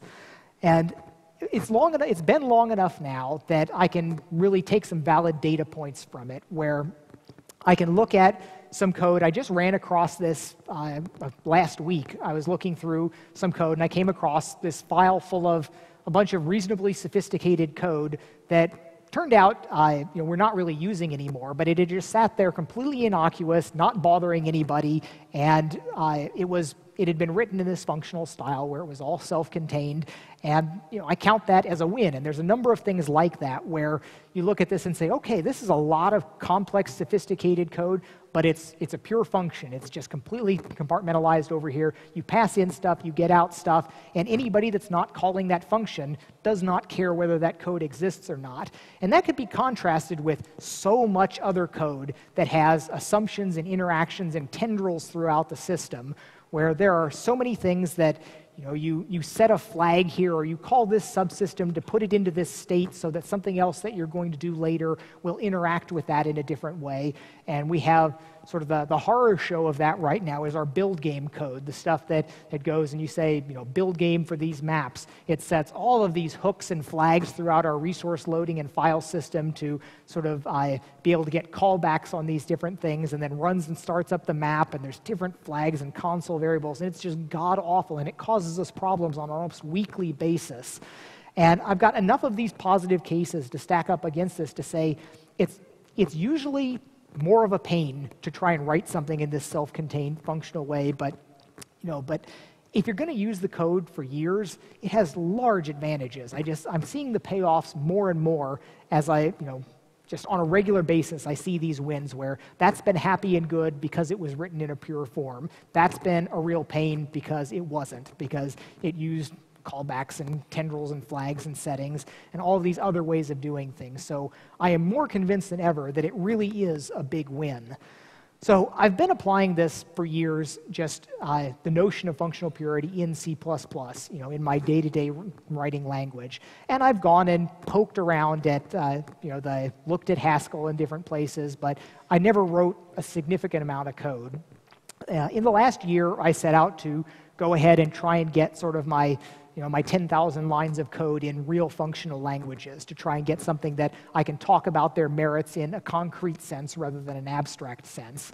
And I had been, it was one of these things where I programmed just enough that I always had to go review the tutorials each time I did it. I'd go through the beginning Haskell tutorials maybe 3 times where I'd learn this, I'd write some code, come back 6 months later, forget all the ways to set up the imports, go through it again. But finally trying to write enough code to make it stick. And the project that I set out to do on this was I wanted to do something that would be enough code to learn about the large systems, because when you look through exercises in books, they're toys, and they're a completely different set of things that you learn when you're looking at system scale versus exercise or toy scale. So it needed to be something with a little bit of meat on it and something that I could reference against other things that I've done. So what I set out to do was take the original Wolfenstein 3D and re-implement it in Haskell. So I started off with loading the assets into there, which are in this god-awful old format. Back when I was fitting things on floppy disks, and I was reinventing compression methods for myself. So it's some RLE on top of very badly bastardized, independently invented LZSS thing that's just this messy binary format, which you'd think, okay, maybe this isn't the greatest thing for implementing functional purity, but it turned out that winds up being a lovely little bit of functional code to do that, and it's a fraction of the size of the C code, where you hear Haskellers and people talk about 1/10 the size of equivalent code, and that's probably an exaggeration, but I believe that some of this nicely commented clean Haskell code can be a factor of a few smaller than the C++ code that I was porting to. I got to the point of having the guards on paths, walking around, running player movement at some basic levels.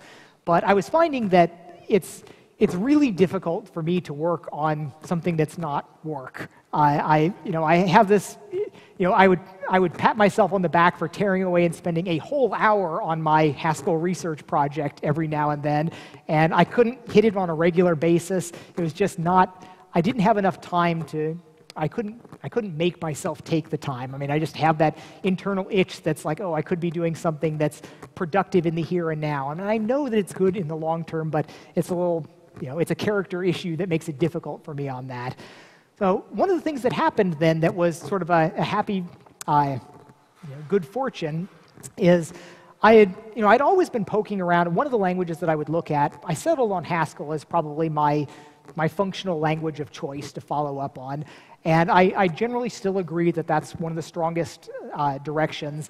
I'm still not completely sold on the value of laziness, so the people that talk about ML derivatives, they might have a point. I haven't evaluated side by side, so there may be something there. But one of the ones that I at least considered and rejected was Lisp. And Lisp has, there's a lot of history to Lisp. It's just about the second oldest, in-use language. It goes back to the 50s. And I've always had in my head Lisp almost up on a pedestal. There were things like, a formative book in my teenage years was hackers, heroes of the computer revolution, and a lot of that talked about the MIT computer crowd, and you had the building of the Lisp machines and the Lisp hackers and Richard Stallman's last days there, and that stuck with me a lot. And there's things, reading Paul Graham's essays, reading the Unix Haters Handbook, and the people that would still talk about these old Lisp machines and the values of it. Oh, and my favorite paper title now is, there was a paper by the people that became the Racket scheme system, and the subtitle on it is "Revenge of the Son of the Lisp Machine." It was about programming language environments, and I thought that was just fabulous for a paper subtitle. So I'd always had this sort of Lisp up on a bit of a pedestal, and I thought, well, it'd be great to have deep Lisp knowledge, because I've heard plenty of people say, oh, just learning the syntax, that's not going to do anything for you. You need to write enough code to sort of get the zen of Lisp. And for years, for decades now, I've thought, well, that'd be nice, but I'd pay money if I could get the brain download to do that, but I just can't see myself ever having the time to do that, as witnessed by my trying to spend time on Haskell. I can't make myself spend that many. If I'm sitting at my workstation, I want to work on something that that's relevant to the current project. But what happened is, I found out that just poking around, I forget exactly how it came to my attention, but there's a tiny little Lisp development environment that you can get on the iPad called Lisping, and it's this sort of visual editor. It matches up all your parentheses, and you couldn't write a real program in it, but you can write scheme in it, and go through and do exercises, and it shows you the arrangements, and it's kind of neat. I look at that as, okay, the idea of visual programming has never really taken off, and we all still wonder whether at some point we can extract more of the structure of the programs beyond just syntax coloring, and we can do useful things there. And Lisp, with its nature of everything's an S expression and the homoiconicity of it, has a lot going for it. And still, this is a trivial program, but what I found out that was just magical to me is that I have my iPad with me at all of these times when I'm not at my workstation, and I found there were all of these little hours where I could be doing programming if it was on my iPad, because I'm at home sitting in on the couch somewhere, or I'm on an airplane, or I'm stuck someplace. I don't have my system, so I don't have that same personal guilt trip about not working on the work that that I need to move towards the next milestone, and I could actually do some real programming. So I picked up and I spent a decent amount of time learning Scheme, doing some work on the iPad, writing a few simple programs, write a KD tree builder, write a parser for something.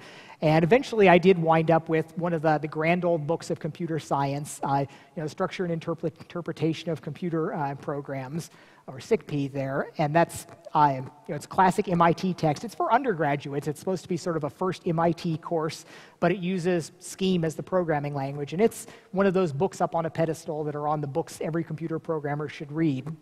And I started going through, I actually took some time off from work and said, I'm going to do Lisp immersion. I'm going to spend this week doing nothing but Lisp programming. I'm not even going to think about working on what I should be working on. And that worked. I was able to go in and clock a whole bunch of hours and get to the point where I pretty much do get it, and I get some of the value from it. And so this undergraduate book, you'd think, okay, why is John Carmack reading an undergraduate textbook on computer programming? But there's value to be gotten in, you can find value in almost anything at that level. Any college textbook you pick up, you can probably get good value out of, even if it's a topic that you already know.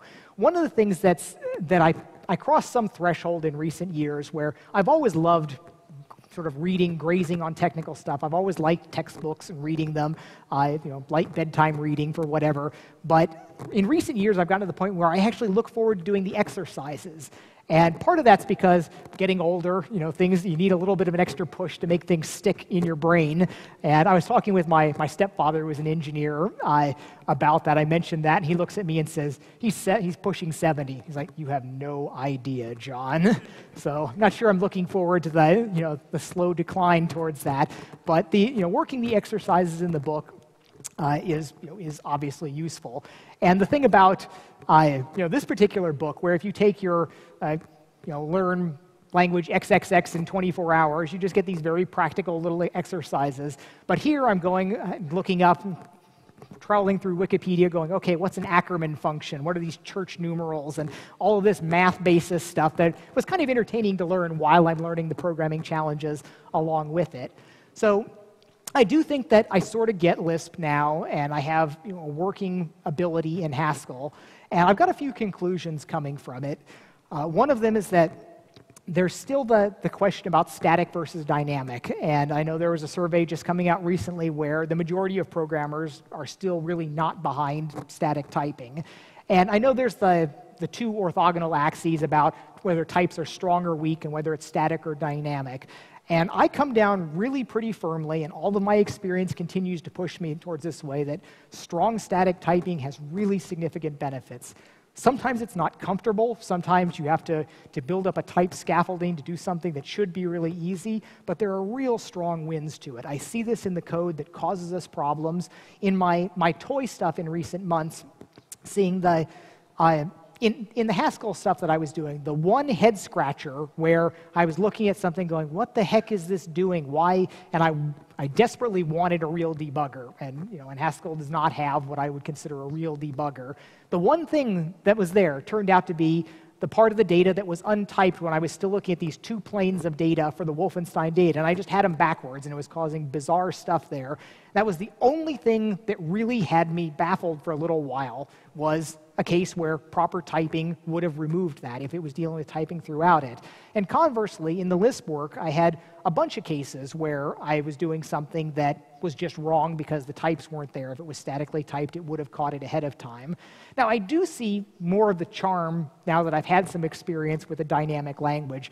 I see the lure, the enticement of having just throw random types onto anything, about not having to have sort of template typing arrangements and things. There's an appeal to that, but I think that it bites you in the end if the code lives a long time and it grows enough. I think that the value of types is just super, super important. And that's something it's a religious argument among programmers. And I despair a little bit about trying to win the arguments in a convincing empirical sense, because these do come down to these tendencies of programmers.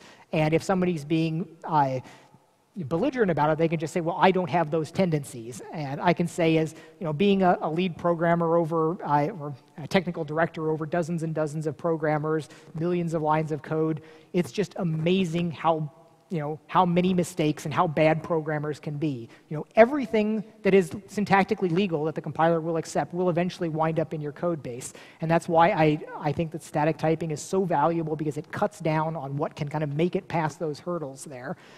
So I'm only getting stronger in my stance on the utility of static typing, static analysis. Don't let those things just kind of happen and get fixed up at runtime. So one of my sort of sneaky plan for turning the Haskell work on Wolfenstein into something that was going to tie into real work relates to a vision that I have for using multi-core and game logic in a different way than we're doing right now. So the state of where we're at right now with game code is that we run all the game code in one thread, because the idea of using locks to synchronize amongst all of our current game code was just absolutely terrifying. The heavyweight lifting stuff that we do with collision detection, pathfinding, a lot of the stuff that would take up tons of work, building extra particles, animating skeletons, all that gets run off into jobs that are done with deferred calculations. It's a pain to do things that way. You set it up, but it's understandable, where a developer can just look at this and say, okay, I want to do this next frame. I'll set up my query. Please go trace these 50 things, and I'll deal with it next frame. It adds all these extra flags and bookkeeping, but it's still a heck of a lot better than saying, oh, we're going to merrily run in parallel. I'm going to critical section some things. That way, it leads to disaster. There's just no way that was going to work out. But one of the things that I've been thinking might be possible is the thing that I wanted to test on the Wolfenstein, and I didn't really get far enough on this to say for sure yet. I hope to follow up and continue it. And it's arguable that Wolfenstein's not enough to prove this one way or the other. But if you are running all of your actors or your entities in the world independently parallel, but it's functionally pure, they're passed in a reference to a static copy of the world and themselves. They return their new version at the end. They can't break anybody else because they can't touch anything else. It's not allowed by the compiler. And that is, by the way, one of the things that I feel pretty strongly about why I went Haskell rather than some of the other perhaps more approachable languages. It's the brutal purity of it. Languages talk about being multi-paradigm as if it's a good thing, but multi-paradigm means you can always do the bad thing if you feel you really need to. And programmers are extremely bad at doing sort of the time-scale integration of the cost of doing something that they know is negative. I mean, everyone will know it's like, oh, this global flag, this is not a good thing. This is a bad thing, but it's only a little bad thing. And they don't think about how, the next 5 years, how many times that little bad thing is going to affect things. So brutal purity. You have no choice. You do not have an escape hatch. You cannot do set bang and change something just because you feel this is a really good thing and it's appropriate here. You just have no choice. Absolute purity. And so, and the way I had that all segmented is the little bit of monadic code that happens in the main thread is just one file. Everything else is absolutely pure functions. No, not even any of the, the fancy things that can help you escape in some ways. But so I was proving out this idea that, okay, entities running separately, you've got the obvious question, well, how do you shoot somebody if you can't affect them? You say, well, I'm firing my gun, I hit him, the world says I do, I want to make him die. So you have to make an event of some kind that gets communicated to the other entity. And now all game engines have some kind of event passing mechanisms, and in general, I don't encourage people using them because it decouples the flow of control. If you can do something right here, it's better to do it right here rather than have it done by some system elsewhere. But if you're in a pure functional mode, that's the only way you can wind up doing effects. And it turns out to actually be not that bad. One of the things that was one of those, wow, this is really clean in Haskell, is in Tech 5 and Tech 4 for that matter, we have an event system where you can bundle up objects with different numbers of parameters, and you've got issues with the typing and the number of parameters, and it's this whole system for passing around these bundled events. In Haskell, it's a partially evaluated function that just takes an entity as its parameter and returns another entity. There's no system for it. It's just built in for the language. You can have a do damage function. You partially evaluate it with your 5 points of damage that you're going to do, and then you pass it so that it's just going to take that the last function parameter as the entity, and you set that up on your own personal list. So every entity makes a list of all of the things that they're going to do to anybody, and then at the beginning of the next frame, you go and you gather everything together. You distribute all of that to the entities. The first thing they do, they've got the world, they've got the list of all the events that affect them from anybody else. They apply all of those one after another, generating a new copy of themselves as they go. Then they do their thinking and their processing and generate the final version that goes back into the world.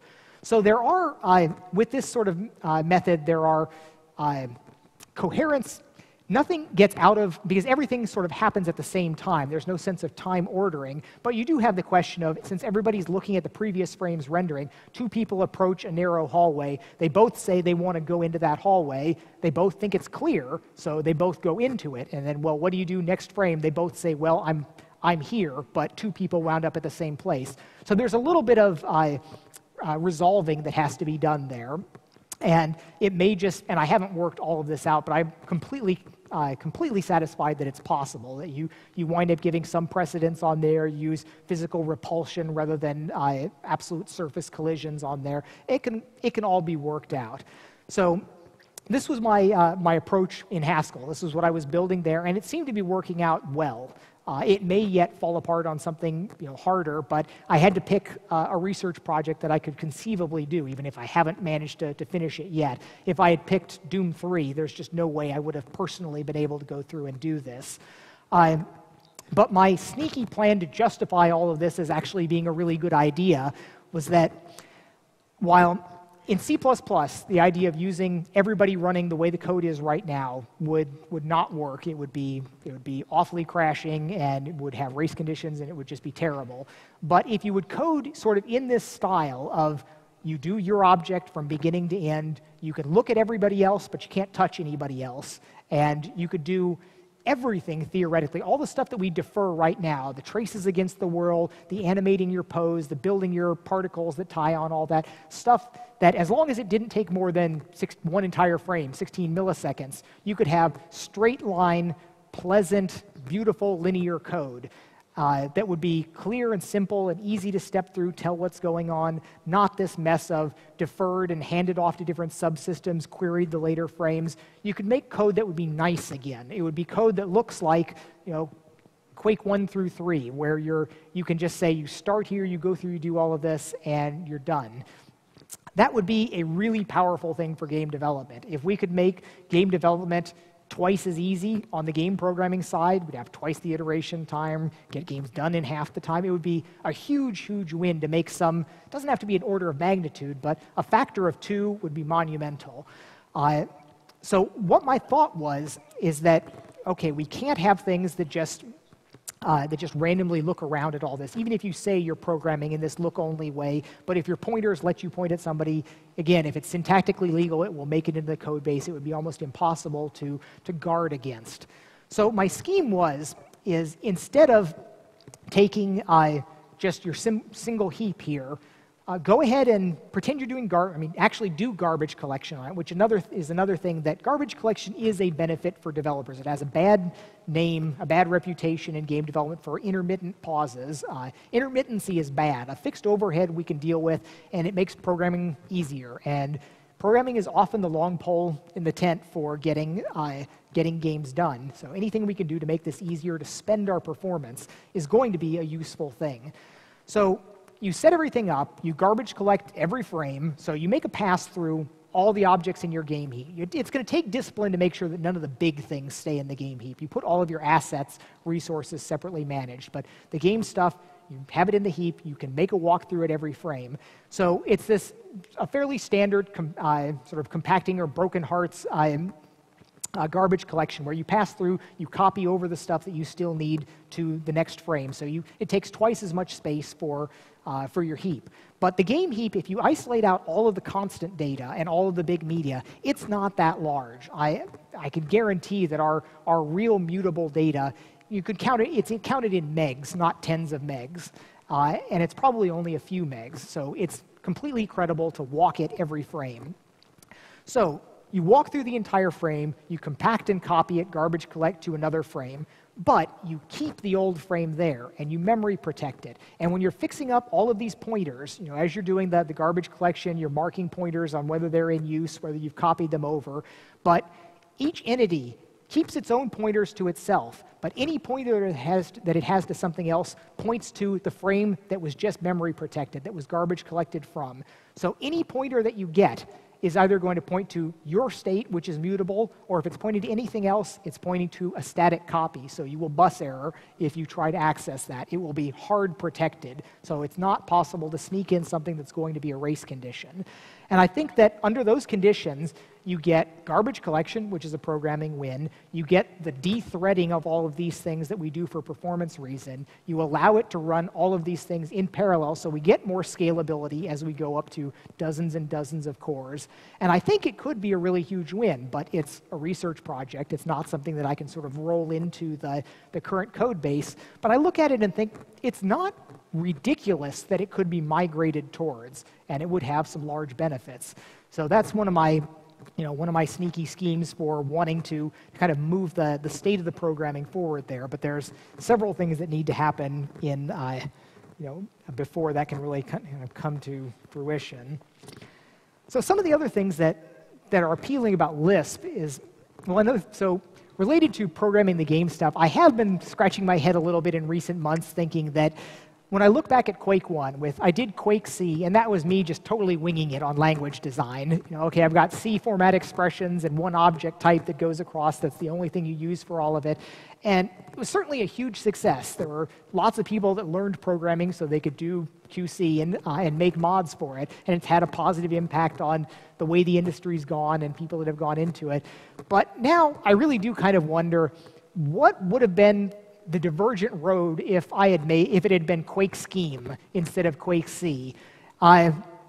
Because Scheme as the small version of Lisp is one of those things that the language is it is extremely elegant and concise. And when you really sort of get that all you need is this parameter substitution in there and you can do everything from that, there's a majesty to that abstraction that's pretty powerful. And it has all the damn parentheses, and it has prefix notation and these things that professional programmers that are used to working in C are not comfortable being shown a bunch of Lisp. There are arguments, there are statements, I'm not sure that I believe them, that novice people that have never programmed before take as quickly to functional programming as declarative programming. That doesn't quite ring true to me. I think that might be some selection bias that maybe the MIT undergraduates that say they've never programmed do as well when presented a functional programming language. But there is a lot to be said for the imperative nature of you explain computer programming by you do this, if this, you do this, otherwise you do that. And from teaching my 7-year-old and 8-year-old, I think that I think that there is a value to the imperative nature there, but I do wonder if we had a more potent language there, if we had used something like Scheme, what more could have been accomplished there that wasn't in the nature of just Quake-C. And so, an idle thought where for embedding, for doing a big application, I think Haskell is just a superior language for what you'll get out of it than Lisp. There were lots of times I was doing Lisp code, and I was thinking this would be shorter and clearer in Haskell.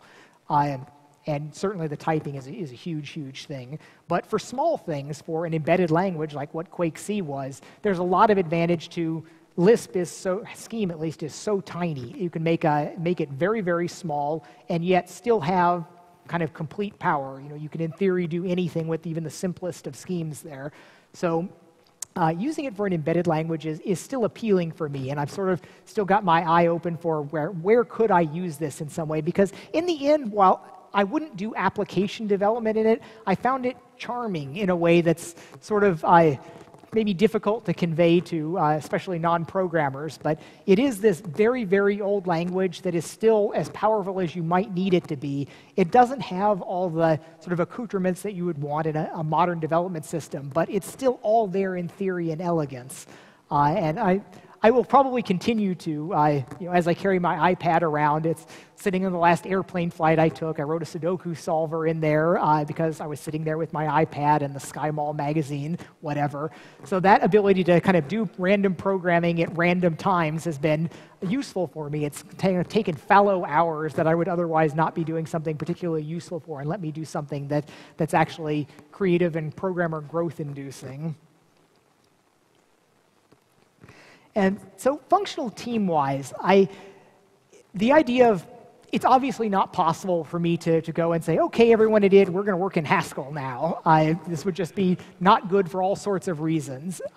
You want people to work with the tools that they're comfortable with. And it's actually something that's been challenging for id, specifically in recent years, in that there is an industry way of doing things, and there are zillions of people that are just aces at Unreal and Unity that have skill sets that are hard-won and working to something that's a very different paradigm, different way of doing things, different tools. There is value lost to the world when you take somebody that's expert in one thing and make them be a novice in something else. There's also the upside from that, where when I was going on about Haskell, I had one of the developers at id obviously went and looked into it, and he came into my office with this sort of cross look on his face, and he's like, what the heck is all this monad crap? And I sort of understand that, where if you take somebody that knows how to program and you say, if you take a person that knows how to program in C and you say, well, here's Python or Perl, and you look up the correspondences. Okay, here's how you get the time, here's how you call functions, here's how you deal with the file system, and it's just a matter of translating what you know into another language. But going to functional programming is a different thing, and it's sort of, and to get the most out of it, you have to sort of embrace newbie brain. You have to be able to sit back and say, I'm not an expert, I'm not a master of my domain. I'm going to go back and I'm going to learn something that's fascinating that I don't understand, and I'm going to be groping around for a while, not knowing what I'm doing. But in the end, there may be some insights out of it. But you can't drag a whole company into that. what I'd love to see somebody doing is, I do think there are real benefits to it, and the Haskell ecosystem is improving. There are some companies using it for commercial work, but it's still not industry grade. But I think that there's a great opportunity for a team, if you've got a small, cohesive team, to be the functional programming team and figure out how to make mobile games or make web games or do things that you can iterate on, that you can do these 6-month project cycles to learn the lessons and the things that we learned 20 years ago with the development systems that we use now. And there's an opportunity, I think, for that goes on for years of evolution. People do things, hopefully keep their heads above water, land the contracts or sell enough of the different things, but evolve to the point where you've got a team of ace people that can then take on a big, challenging, important, valuable project. When you are ready to write millions of lines of Haskell code, you don't want to go into that blind. You want to have bootstrapped it up through a number of small projects. And there's no amount of seminars and exercises and learning that you can get to that without going through the projects. The whole project cycle of starting it out, having your missteps, figuring out where you went wrong, correcting, releasing, post-morteming, and going through all of that. So I hope there are some groups out there that are doing just that are core people probably from college that that are into functional programming. Go out, do valuable things, build the skill sets, and turn into something powerful, something that we can look at 5 years down the road and say, man, they are just kicking everybody's ass because they made some right decisions early on and have built up the skills necessary to do that. And I guess that's probably about it. So I'm not too far off time. So I'll take I'll take questions now for as long as anybody wants. So do we have a microphone that we can get out into the audience? Yeah.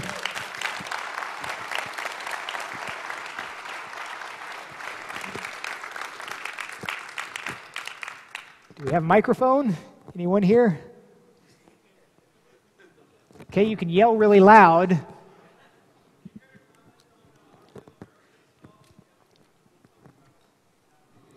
Say again?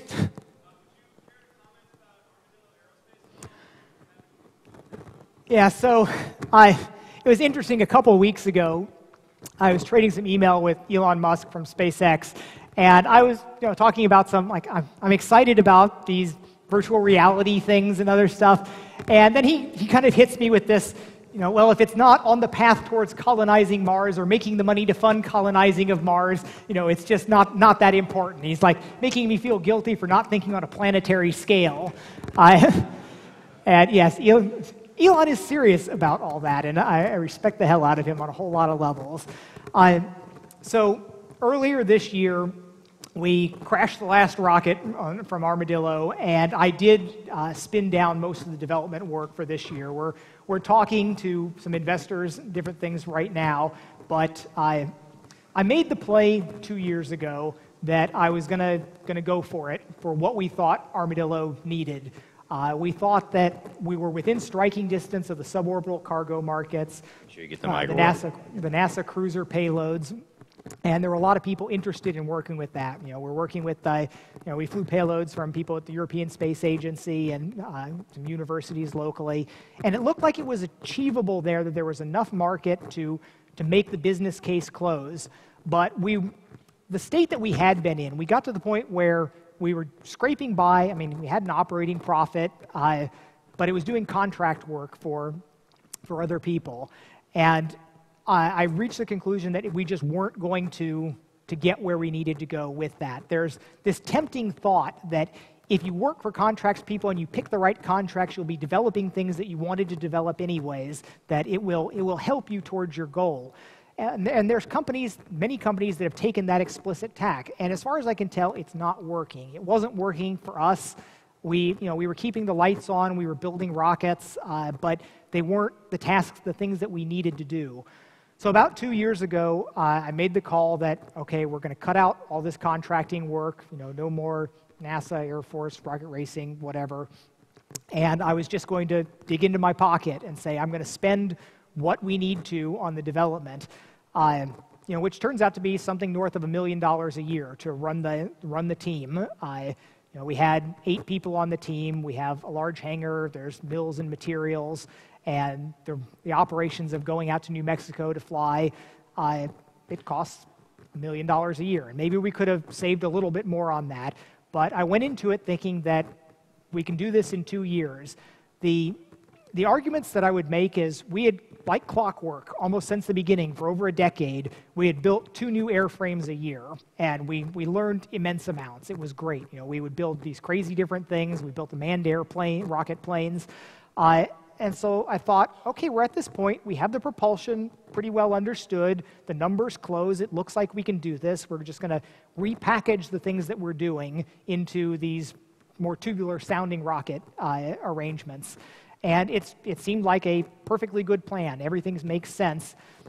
But what happened was disappointing, and we have arguments somewhat about exactly what the causes of this are.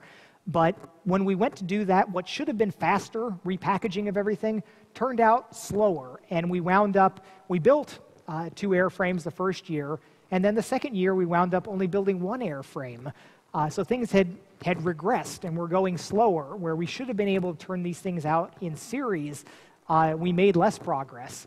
So we got a bunch of things flown. We flew to 94 kilometers with 1 vehicle. We had at least 1 completely successful recovery with or 1 guided recovery back on the steerable parachute, which is wonderful, coming down, landing the rocket in front of the pad. The individual pieces came together, but we didn't get a mission that had everything work together properly. And we were flying people's payloads on this. They were sort of like at your own risk. You can put them up. You might get your payload back. There's a good chance we're going to crash. We had Purdue University put a payload on practically every single rocket. And they got to learn a lot because they had cases where their stuff didn't trigger, or our stuff made a smoking hole in the ground, or our stuff recovered, but their stuff didn't turn on right. And we went through a lot of useful learning experiences there. But we also had some fairly expensive payloads from the European Space Agency folks that we were flying on there. And they knew it was at risk, and we didn't take their money when we didn't make a successful flight. But I was disappointed that it didn't turn out better. And I have a few theories on why it worked out that way. The point that I try to avoid, it's a hubristic point, is that I wasn't as involved with Armadillo in recent years. I had smart guys there that I felt were competent. I respected their directions, but me not being there left me in the position of not wanting to second guess the boots on the ground when something would come up, and I'd be like, I kind of think you should be doing something the other way, but if I'm heads down on software and they're the ones there every day working on things, I didn't feel really justified in. I never want to be that manager that's out of touch with what's going on in the engineering, that's just saying, back in my days we would have done it this way. So I let my hands off the wheel there, and we can't make an A/B comparison about how important that may or may not have been. But there were some of the things that I term creeping professionalism that came into it, where in the old days at Armadillo, we were all about, okay, here's an idea, run down to the shop, grab the saws and the welding gear, slap something on the mill, and you've got something next week, and it's fabulous. But as we did more contracting work, we started having, and as people got full-time, we would have big engineering drawings. Lovely stuff comes off the plotter with all the information about it. We have our revision controls and our document systems. And of course, NASA loves seeing all this stuff. It gives everybody that's contracting a good set of warm fuzzies to get stuff you hold in your hands on the engineering documents, and to know that we had a preliminary design review. And all of this makes people feel good when they're paying for engineering, but it definitely slowed us down. Some of it may also have been the move to full-time employment, where there was when we were all a volunteer team, when it was just me paying the bills and everybody had a full-time job, and we came here and we worked on rockets a couple days a week, everybody was really focused on getting the work done. If you're going to be here for 5 hours and here for 8 hours, there's not a lot of time for goofing around. And we had a little bit of that when more people, we sort of hit a critical level when we had a couple more volunteers, and I noticed productivity actually dropping. We paired out some of the volunteers and productivity went back up. So there was certainly some of that effect when when you get everybody in, it's your job. You go in and you check your mail and browse the web a little bit in the morning rather than going first thing down into the shop. And the people that I had this thinking that, okay, people are working 20 hours a week part-time and they still got a full-time job. We should be able to get 3 times as much stuff done when everybody's full-time. But it didn't work out that way at all, where when rocketry was people's full-time job, they got other hobbies, and they did other things with their 20 hours a week on it, and then your 40 hours full-time a week is very rarely 40 really good hours for most people when you wind up having all the little things you do at work that are not really work. So there's a number of things that may have contributed, and we're still tantalizingly close.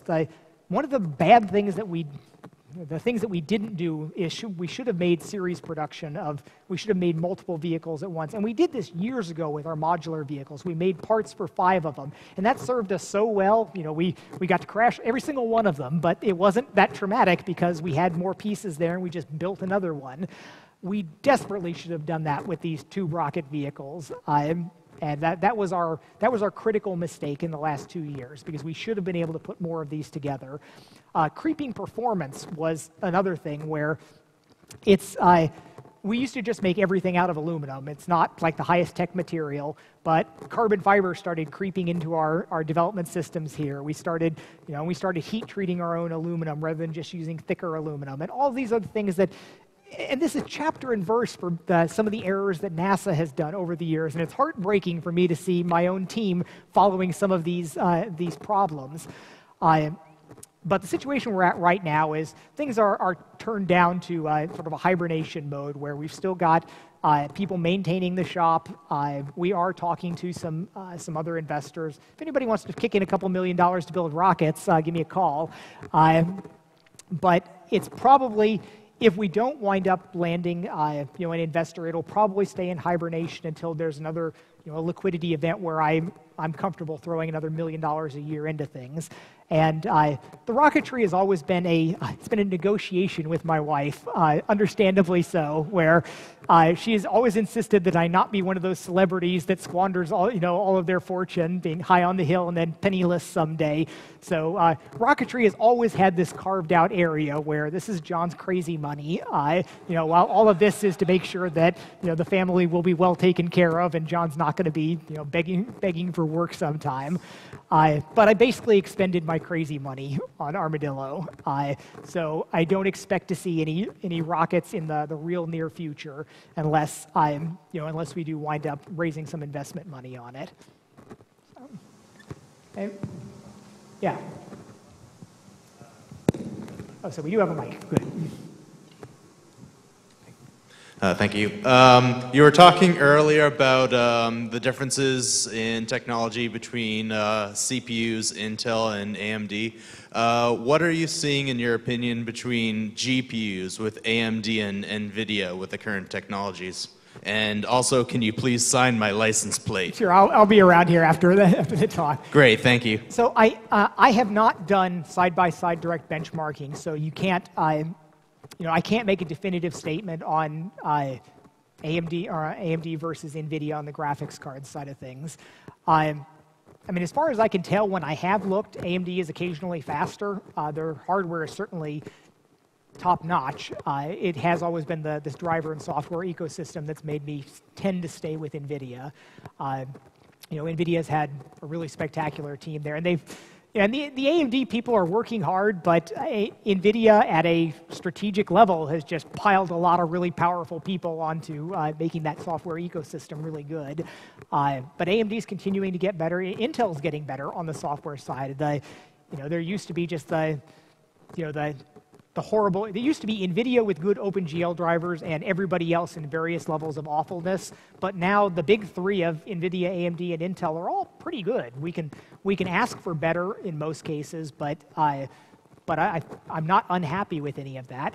On the CPU side, we did benchmark some recent AMDs for our baking stuff that we do for making the mega textures, which soaks up hundreds of cores of CPU, and they were still They still lagged Intel on the performance standpoint a bit there. On price performance, if you could throw enough cores at it, they're arguably a win in some cases, but we wind up being sort of box limited about wanting to throw as many cores into one box.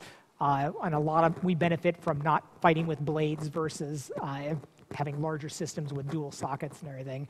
So they're doing great work. And I think that, I feel bad even having to make the statements about whenever somebody really draws me out about, okay, which do you prefer? Well, I do prefer Intel and NVIDIA personally, but AMD is doing great work on so many things, and there's lots of cases where it doesn't take a large other reason to overshadow the difference in performance and value metrics that I'm looking at. It's great to see a bunch of competent people working on lots of different products.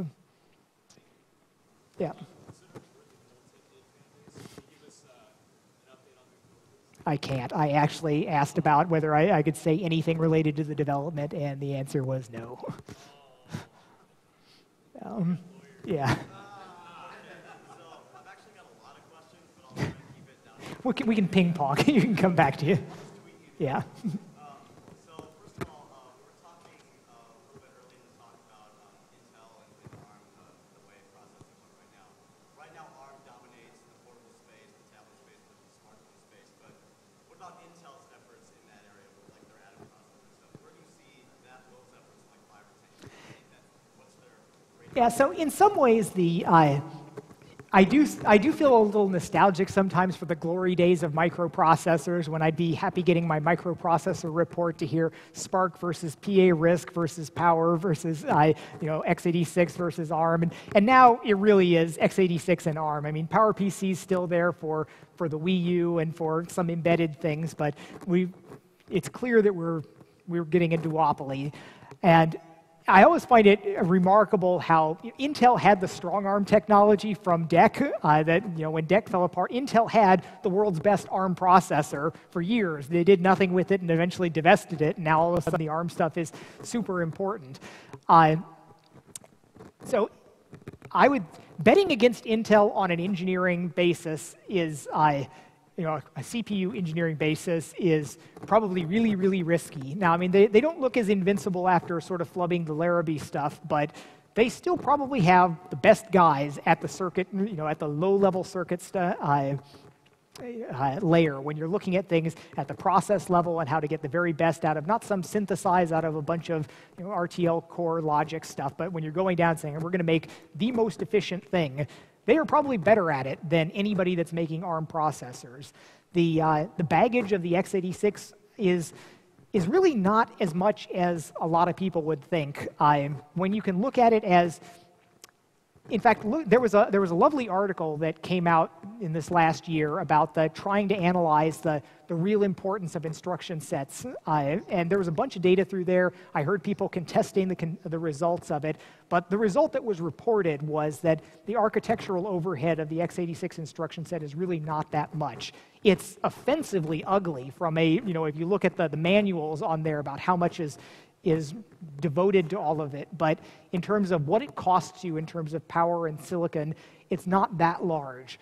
Now, whether x86 is going to be able to compete I don't look forward to a multi-CPU like Android ecosystem, back to fat binaries and runtime translation. That's not a happy thing, really. And whether Intel would ever swallow their pride and make another ARM core, I mean, they could probably make a really, really strong ARM core, but that does not seem to be their plan of record. Pushing with Atom, I think they're going to have adoption problems with it, even when they do probably wind up starting to win benchmarks, power benchmarks and all that. But they do seem committed to it. They know the writing's on the wall. This already far more processors are sold there, and eventually the raw dollar volume is going to be larger in the ARM space. I mean, right now the margins are spectacular for x86, but that's not going to last because more and more things are being chewed up by the transition to mobile devices. Yeah. No. Okay. We have Over here. back. Okay. Oh, sorry. Given the 2 new consoles that are coming out and their unified memory and their connection to the GPU, have you been looking at anything concerning abstract algebra, like monoid semigroups concerning that parallel computing power that you now have access to with low latency? So as far as using the GPUs for the additional processing, that's one of the things we're a little bit behind the curve on right now. I did a bunch of OpenCL work a few years ago, but we are still sort of hand-waving our exact strategy for how we abstract between the different interactions for the OpenCL versus direct compute, and possibly using compute shaders in different places. So we're not all sorted out right there yet. I'm not completely positive how many places we're going to use it for. There are complete no-brainers, like building particle systems, and some of the particle system works is no-brainer work for doing compute. But some of the things, collision and some of the decompression stuff, there are benefits to be had there, but they're not as huge as you might think from the flops count. I am very excited to see how the tight interactions using shared memory, having the unified space, being able to just pass buffers around, having low latency compute job dispatches that aren't all serialized through the graphics command buffer. There's a lot to be done there, and I need to write more code. I mean, it's been a few years since I wrote any compute shader things, and there's more that I need to personally pick up. Yeah. I was wondering if you could talk about InTech 5, and it's been out for a few years. Has there been any big changes with the engine since Rage came out? So we're not dramatically changing anything. The fact that Wolfenstein is still cross-generational, where it's still going to have a 360 and PS3 SKUs, meant that you can't make a super dramatic change in there. Lots of things get cleaned up a little bit better. We are still pulling out some of the minefields of things that we had to over-optimize for the previous generation. But it's a little bit of an awkward time as we have these titles that are shipping on current generation hardware. The thing that's been most painful about it, that I still feel the most, is the disk size limitation, where if we had infinite space, I wouldn't feel at all bad about the decisions that we've made. We'd quadruple up the resolution in all dimensions, but we can't ship that on all the optical drives. I think that if we can wind up streaming that from the cloud to all the different platforms, there's a lot of possibilities there. But we still have a lot of discussions internally about the wins versus the costs of static baking for some things, how we couple it with dynamics. So there are continuous arguments going on, but most of the work right now is getting more physically plausible materials, bringing the high dynamic range with accurate interpolation of different things. Stuff that's I'm actually been for a couple months now, I've been sitting with the artists. I moved out of my office and just kind of plopped myself down with in the middle of the art team so that I could hear them bitching and moaning about the different things and try to prioritize what needs to be fixed, what needs to be addressed. Because so much of it has been just education. There are so many things there that we can do a great job of if you approach it a certain way. And as we've hired lots of people, like I mentioned before, the issue about hiring from different studios that have different technology pipelines, a lot of people just wouldn't know the right way to properly set up your environment maps for things, or the right way to tune something, or what should be in the different the channels of the textures. So that's where most of the visual differentiation is coming out now. And it has to be that way because there is push to get your latest bullet point GWiz feature of, okay, you need to do this, this, this, and this to be next gen, but there is so little that you can just throw additional technology at the same set of media and make a difference at right now. It is not the right way to go. We do need to get to physically plausible materials for everything so that so the global illumination can act properly. Like in Rage, we had global illumination where you could drop a nice light and it could light everything up, and because it was baked, we could do a high quality job on it. But we had the diffuse maps. If you look at the textures, most of them are half or a quarter of the level that they should be. So there's all these fudge factors going on where global illumination had in many maps a 5x multiplier assigned to it because the diffuse maps were just completely implausible. So there's this education that we have to go through. And I tried to do this several years ago, and it wasn't the right time. We were too busy with Rage and the other things, and we had too many entrenched sort of ways of doing things, but that's at least progressing now, and that's our big thing, much more so than any specific technology, because you can't address the technology for a lot of those until you sort of get a handle on the source data, and we haven't had it really sorted out. Yeah. You mentioned before that the Doom franchise to you meant demons and shotguns. I'm curious what id Software means to you from the standpoint of a founder and of course, longtime employee. Well, you know, I've made the comment before that I really don't think much about the past and legacy. I mean, I commented that I'm a remarkably unsentimental person. That's when it's brought to my attention, like at Quakecon, it comes up and we're like, look at this. It's like, oh, we did this 20 years ago, this 18 years ago. Look at the, you know, wasn't it cute back then with the run room at the small hotel? But I don't think about it much.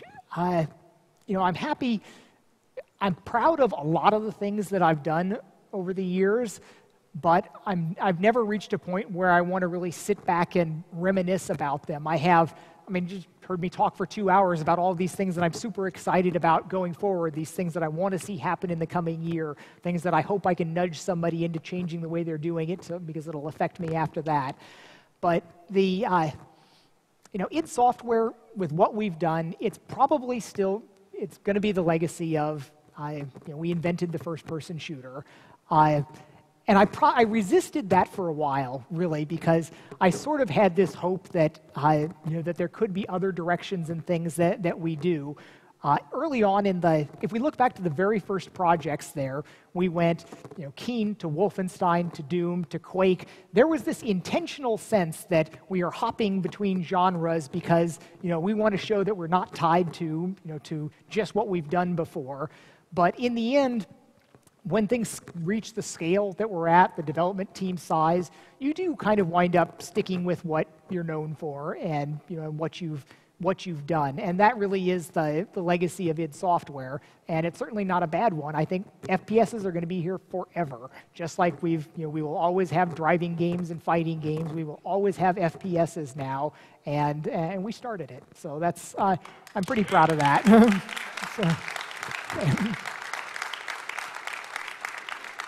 All right. So in the past, the PC kind of drove, you know, gaming and the power and everything. And when you came up, you said, you know, it's kind of changing with the new consoles and everything, with unified memory and all that. AMD and ATI merged. They did that. That kind of made it easier for them to kind of jump in and do the whole unified memory thing. How do you see that changing as far as consoles now? Things are going to get simpler, easier, so it's more of a streamlined thing versus PCs having to use brute force to do everything to compete? So in the near term, it's definitely good for everybody. PC, console, developers, publishers. It's good all across the board right now. It will allow developers to build things in a console style. One thing that I never would have thought this a couple years ago, but AMD has the opportunity where it's not out of the realm of possibility that they could expose a lower level API than OpenGL D3D.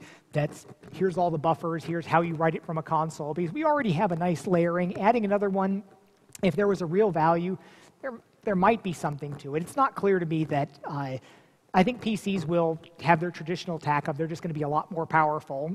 Right now, you can certainly buy and outfit a more powerful PC than the next-gen consoles. It'd be expensive, but a couple years into the time frame, your run-of-the-mill PC will be a superset in every way to what the consoles are. And in fact, you'll see probably damn near the same chips in PCs, and then you'll see those with more cores and higher clock rates. So they're, as always, the PC will be able to soak up a fair amount of inefficiency.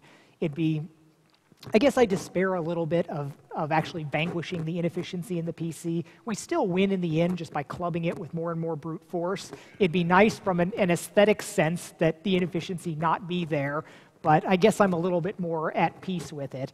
But the fact that the the development of the PC and the consoles is coming closer together, but both those platforms should be looking over their shoulders at mobile and web and what's kind of going on and driving the development issues there, because those are the things that in the larger world, when you look at the billions of people playing that, it's not an argument between PC and console. It's a completely different argument, and those are probably going to have the broader repercussions as we look 5-10 years down the road. Yeah. Considering the performance issues that Rage had, do you think those issues can be attributed to megatexture? And if not, are you going to use megatexture in future id games?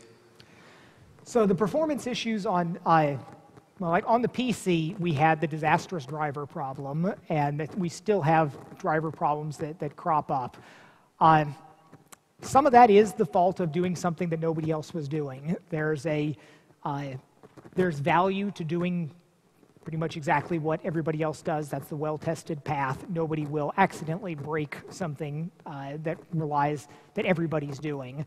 We were clearly doing something off the beaten road with the megatexture, the continuous texture uploading, all that entire pipeline of things. And it hit the goals that we were looking for on the consoles. On the PC, it should have just been superior to that, but we had the disastrous driver problem, which colored a lot of people's views of it, and we still now occasionally have problems where Rage starts running crappy on somebody's system. It's still not a foregone conclusion that, as it stands right now, yes, we are still using megatexture, higher densities, building with more texels on there, having more in the back that we can call as needed, even if we can't ship them necessarily. But if we don't, the step that I would like to take data-wise, and we just can't afford it on the current generation of shipping on optical media, is if we could ship a diffuse map along with the pre-baked light, then we have the best of both worlds. We have no downsides to dynamic lights, where right now we have to just approximate them, but you can also have the full glory of the completely baked worldview. And we're still not, I'm trying to push more towards, we have all of this, but we're far from tapping out everything we can get out of it, where we have some technologies for letting people matte paint directly on the megatextures that never got followed up on. We should be able to fix every crossing edge in the world, which is something that's not at all plausible to do in any other way. Go ahead and stitch across every time you have two things meeting. Don't have that edge seam there that nothing can get rid of, but actually crossfade a little support texture around it. The ability where we have used it with the stamping has allowed just fantastic advances in something that has no stability issues or performance issues. There's big wins to be had there that we didn't make the most of, and we're still trying to make more out of them. In the end, when you say long term, data always wins. So something like megatexture will win in the end, whether it's dominant in a coming generation or it takes all the way to the transition for cloud gaming. When you look at a cloud gaming world where you're running on a data center server, it's completely credible to consider having a petabyte of data for this entire glorious world that's built with cloud resources rather than on some local farm. Over and over, in almost all cases, cleverness and compression technologies eventually fall to just put the damn data there. It's possible we were pushing a little bit too early on megatexture because it just barely worked on current generation stuff. But I think inevitably that's where things will be. Your tiling textures is just a very peculiar form of texture compression, and you expect to be able to have your entire surface spread out. And boy, I really want to be able to reference the surfaces as direct 3D coordinates, whether it's some kind of voxelization or something, but I hate unwrapping and pelting things and adding gutters around it and all the issues that adds to us. But eventually you just want the materials of the world, what it makes up, and it's going to be something like a megatexture. Okay. On the topic of virtual reality and strapping a display to your head pretty much, What's your opinion on doing something with pulling in input from the outside and doing something like dual Google Glass and having augmented, actual 3D augmented reality?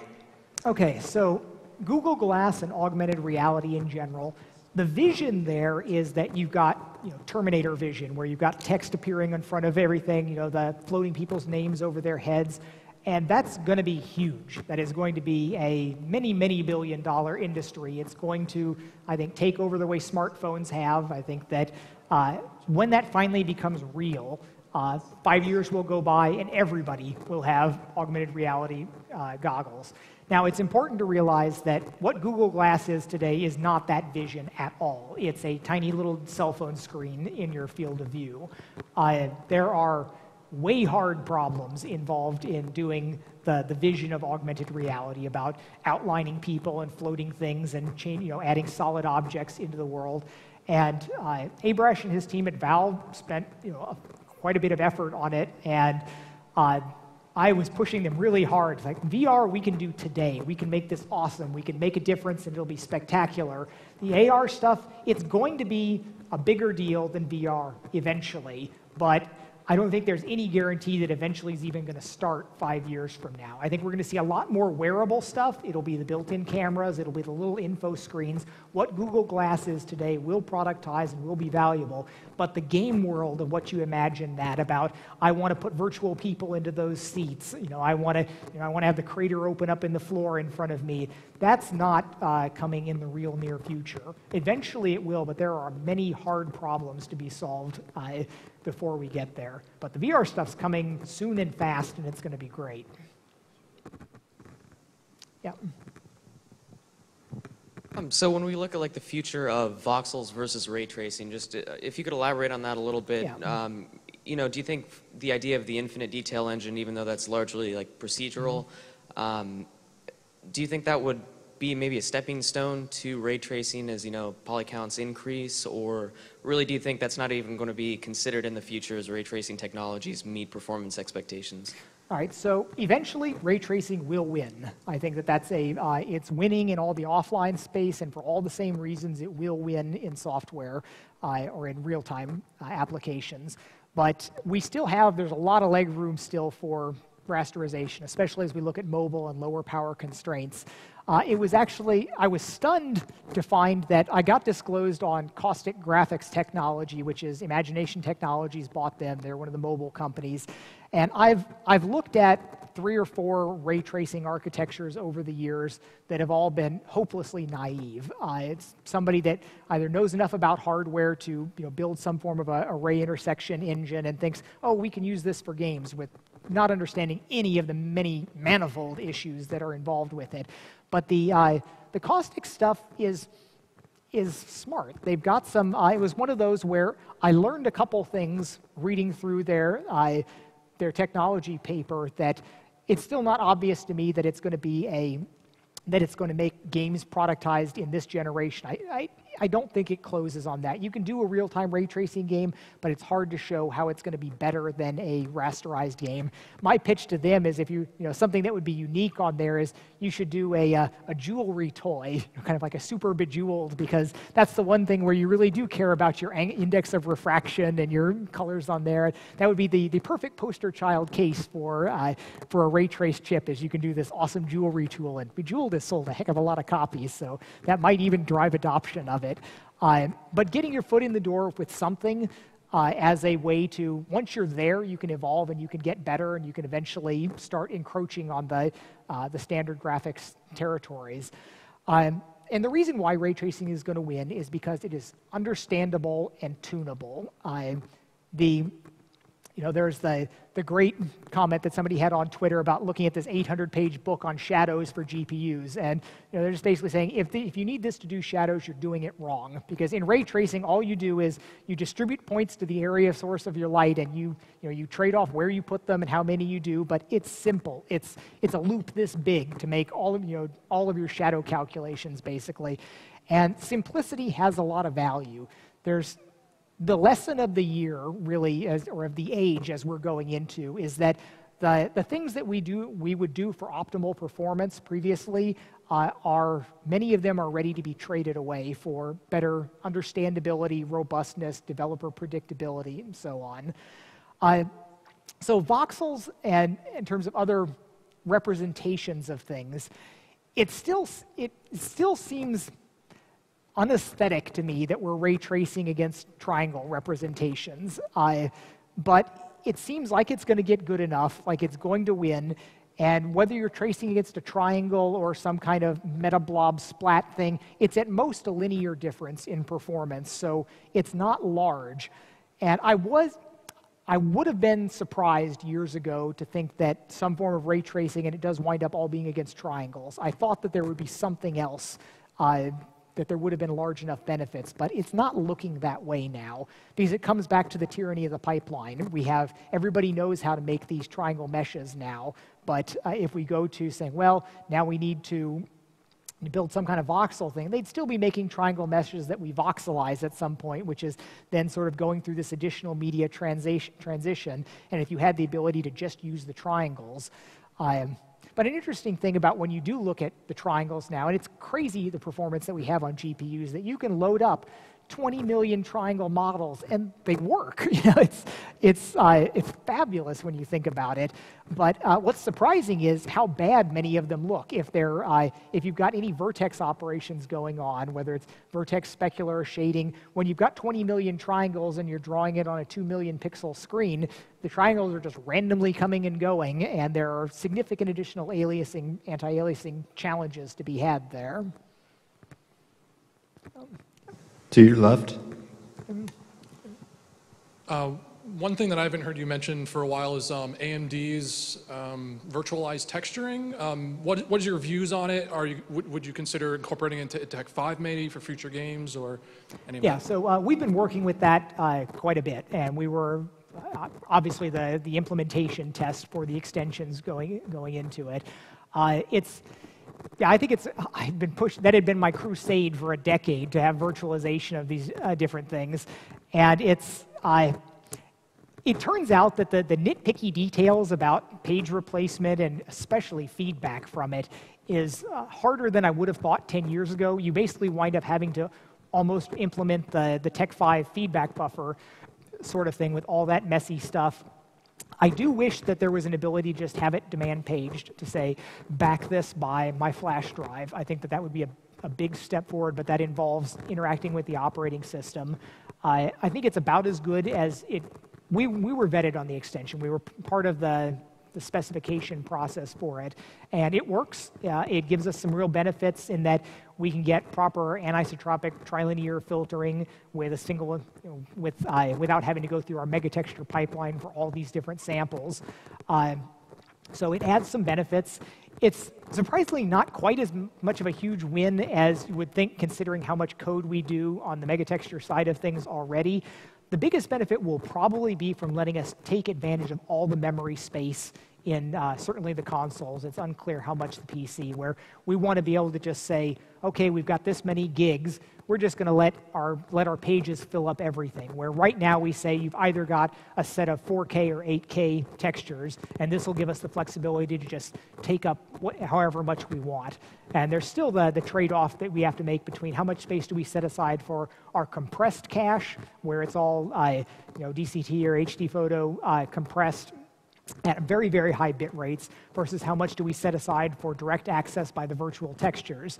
And one of the things that I'd love to do is, and it's not clear whether this is going to be feasible even on the current generation, is I'd like to use uncompressed textures for everything. If it means less pages, but we can at least take advantage of more memory there. But one of the problems right now is that we use a YCOCG color space, which we convert to RGB before we do our calculations, but you can't apply gamma correct texture filtering to a YCOCG since it's biased into the middle. I'd like to be able to just use uncompressed 888 RGB for the stuff, so that I could get gamma correct texture filtering, be proper throughout the whole thing, but that's a lot of extra memory. We're looking at going from 8 bits per pixel to at least 24, if not 32, if we don't pack anything else. But that's where we look at those things at the memory. We've got all this memory. I don't know what we're going to wind up blowing it on. We always wind up out of memory in the end. It seems inevitable. But getting rid of some of the compression artifacts there seems like it would be a positive thing. This past generation with the consoles has been one of the longest ones we've had in recent history. Do you think that this new generation with the PS4 and the Xbox One will last as long as this past console generation? And will it integrate augmented reality and virtual reality? So I think that it will last at least as long. Well, there's a couple arguments that could be made. I don't think it's going to be supplanted by a different architecture in that same time frame. Now, whether the platform can evolve is another question. They are getting more operating system-like in the way you interact with them. We don't get to get our grubby fingers on the bits anymore, even on the consoles. So I'm sure there are strategies for evolving the platform as we go forward. But I don't think there's going to be much of a push for another generation for a long time. Really, we could be doing great innovative work even on the current generation for many more years yet. It's not like anybody's seen everything that you can do. If you take as a challenge, well, but I really want to do real-time global illumination at 60 frames per second, I can't do that, whammy, on the current console. Yeah, you can say we need new generations, but if we're concentrating on making great games, I don't think that, I'll be surprised if we see radically better games enabled because of the new capabilities on the consoles. And I've thought for a while we're at or past the knee of the curve in the payoff benefit. So we're going to be definitely on the gradual sloping part of it going forward. So I don't think that there's going to be a push for, maybe we get to the radical ray tracing platform at some point. It's probably not worth changing off until we get to that point. But whether we get something like cloud gaming owning large shares of the market before then, or people using mobile systems where you just play on your mobile phone, it shows up on whatever screen's near you, that could become dominant gaming platforms. But a traditional next Xbox, yeah, I think that's a long ways off. And there's a credible argument to be made that there may not be another console generation as we know it now. But I don't know. Yeah. Do you think that the performance of non-volatile memory like SSDs and whatnot could ever reach a level to where it could be combined with system RAM? And if so, how much simpler would that make everything for you? So SSDs have been the greatest performance thing that's happened in recent years, much more so than multi-core has been for us. The difference that you get when you move to an all SSD system, it feels like the good old days when you just doubled the clock speed on your processor and you're like, wow, my computer's really fast. So that's been a really great thing. And I think an interesting thing that we've seen is while it's easy to say we'll always suck up whatever resources are available, and I just said that a moment ago, but what's been interesting to see is while there are definitely exponential trends, they don't have the same factor on them. We are seeing clearly that people don't fill up their hard drives and people are able to migrate to smaller SSDs. So I think that's a good thing. And there's something to be said for the silent PC as well, that we don't have these big leaf blower fans on things anymore. It's nice to see something with no fans, no air movers. Maybe it's not as powerful, but it's not getting hot and it's not requiring to be blown across there. So SSDs have been really good. Now, what will happen in terms of integrating it more directly with the system? I think that there's a clear path to that, and that's this embracing memory-mapped data structures, where there is a big benefit to doing that from a stability standpoint when you actually use memory protection and you say, this can't be touched. And we say, all right, we're looking towards the future. We've got 100 gigs of something that we're going to just sort of have mapped here, referenced. And whether it's backed by some combination of cache SSD going to hard drives going to the internet, or dropping the hard drive in between and just going cloud to SSD, I think that's a clear and obvious direction, but it still requires getting the OS and the GPU people together. But I think that's going to have big payoffs. You can't just say, well, I'm going to take my latest AAA game, map everything there, and have it run great, but the thing is, it'll actually run better than most people, I think, would credit if you did no optimization work on that. And if you just do a little bit of prefetching for setup, I think that it'll be an improvement because it'll make software better. It'll let people build games without having to worry about how you're marshaling your data around. I think it'll be an improvement in a number of dimensions. Thanks for humoring us and staying here for 2 hours. I really appreciate it.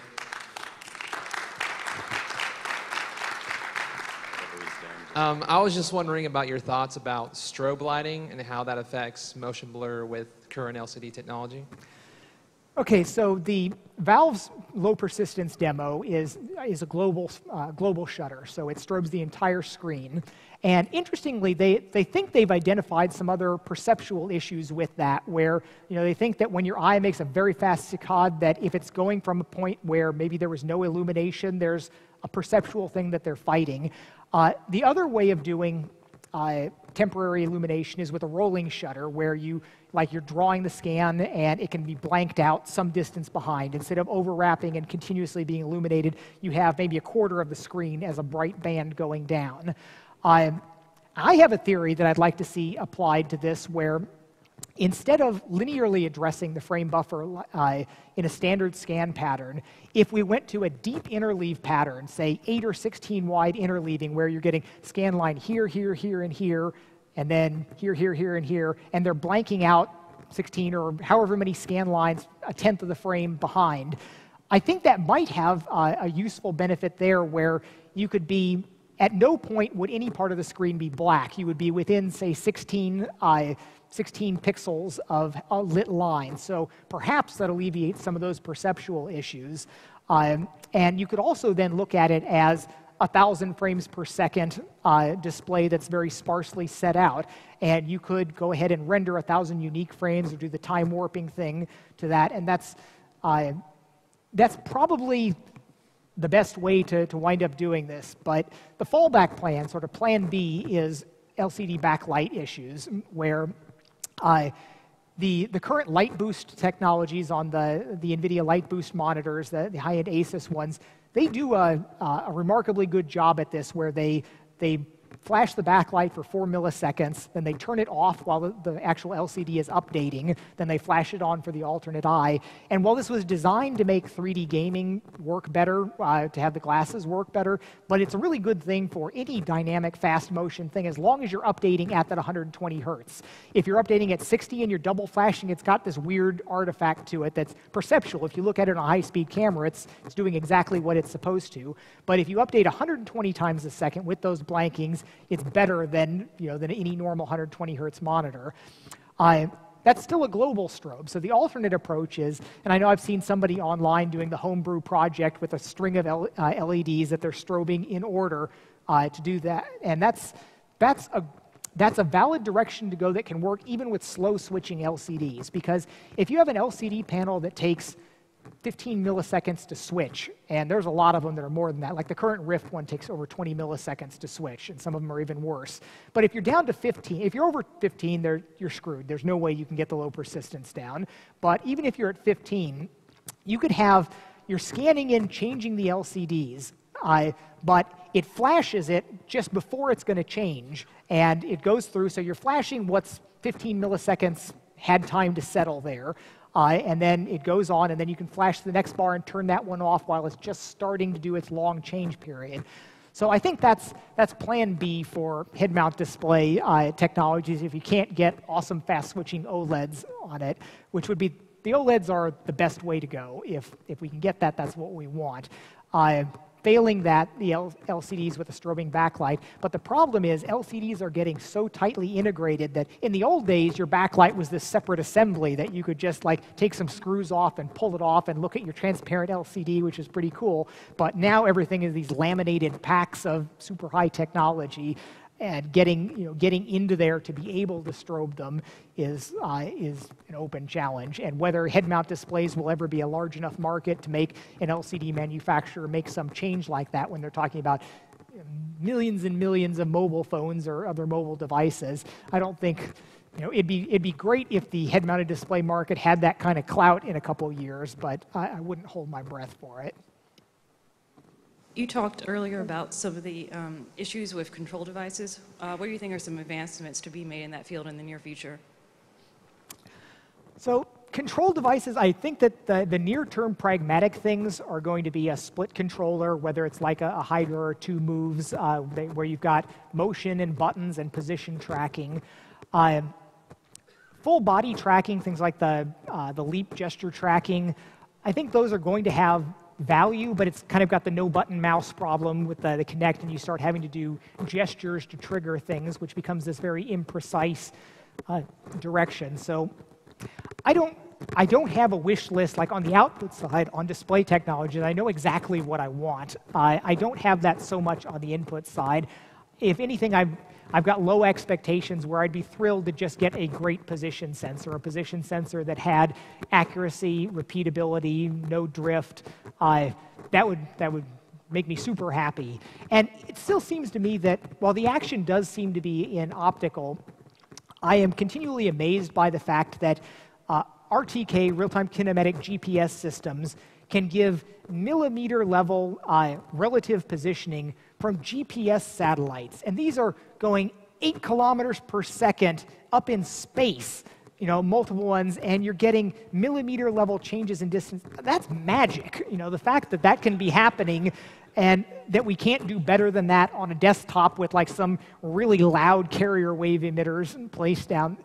I still, I've gotten fallback research that I want. I'm trying to draft one of the Armadillo guys that's an electrical engineer into working up some prototyping stuff on that.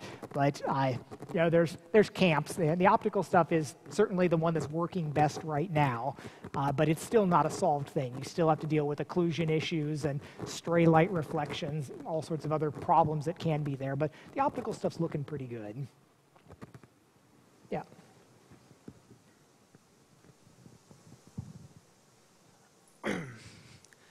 We know that as technologies become cheaper and the capabilities of an individual grow, that eventually indie games will be able to craft experiences similar to AAA games.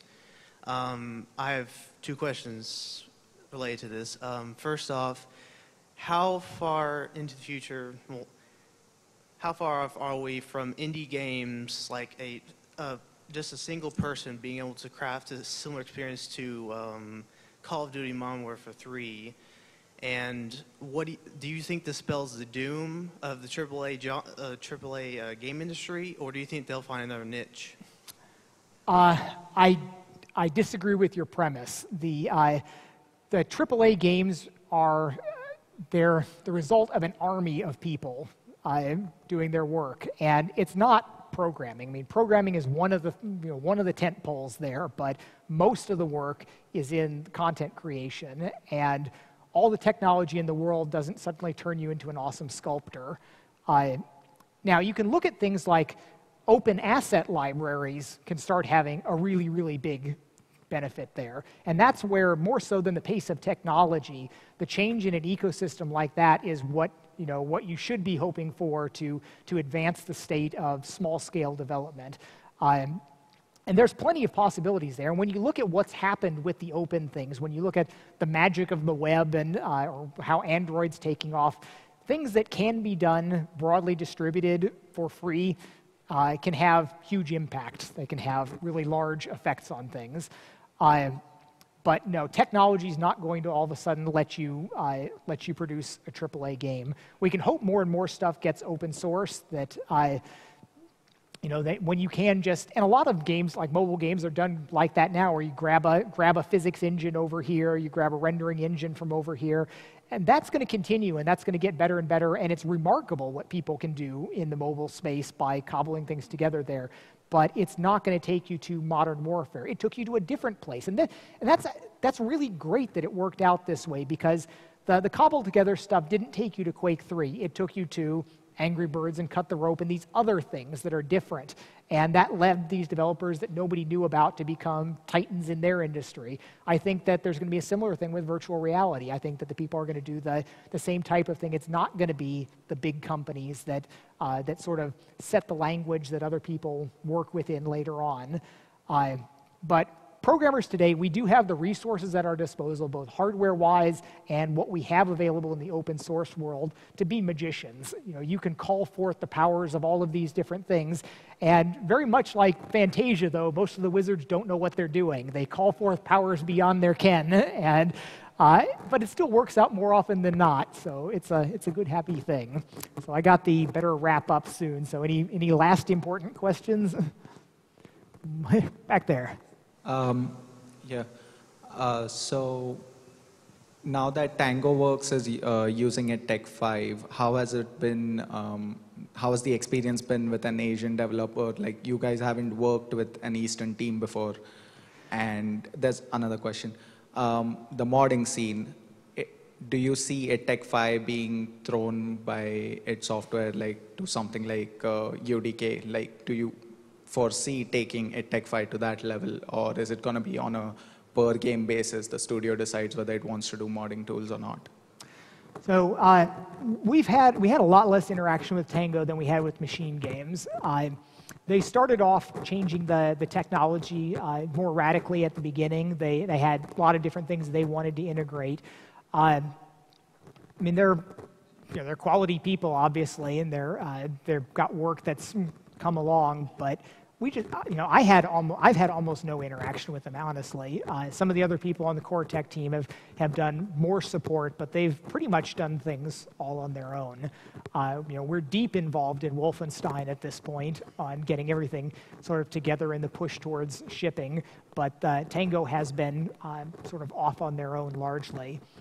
Regarding modability and things, some of our major internal directions are working on improving that, because we totally fumbled that this generation, and I don't think it's likely that we can expect radical improvements in this current crop in like Wolfenstein and Tango. Hopefully better, but there's still there's work that needs to be done on a corporate level, and how we prioritize things in our games, how we prioritize our releases. That effort needs to be expended on. But the thing that I talked about doing user interface work for 6 months, that was my contribution towards how we're changing this going forward, but it's not a near-term thing. And there's other significant technology things that I want to change that will be better for us and also better for enabling the external creativity. So I think I'll wrap it up now, but I'll mill around for a little bit afterwards.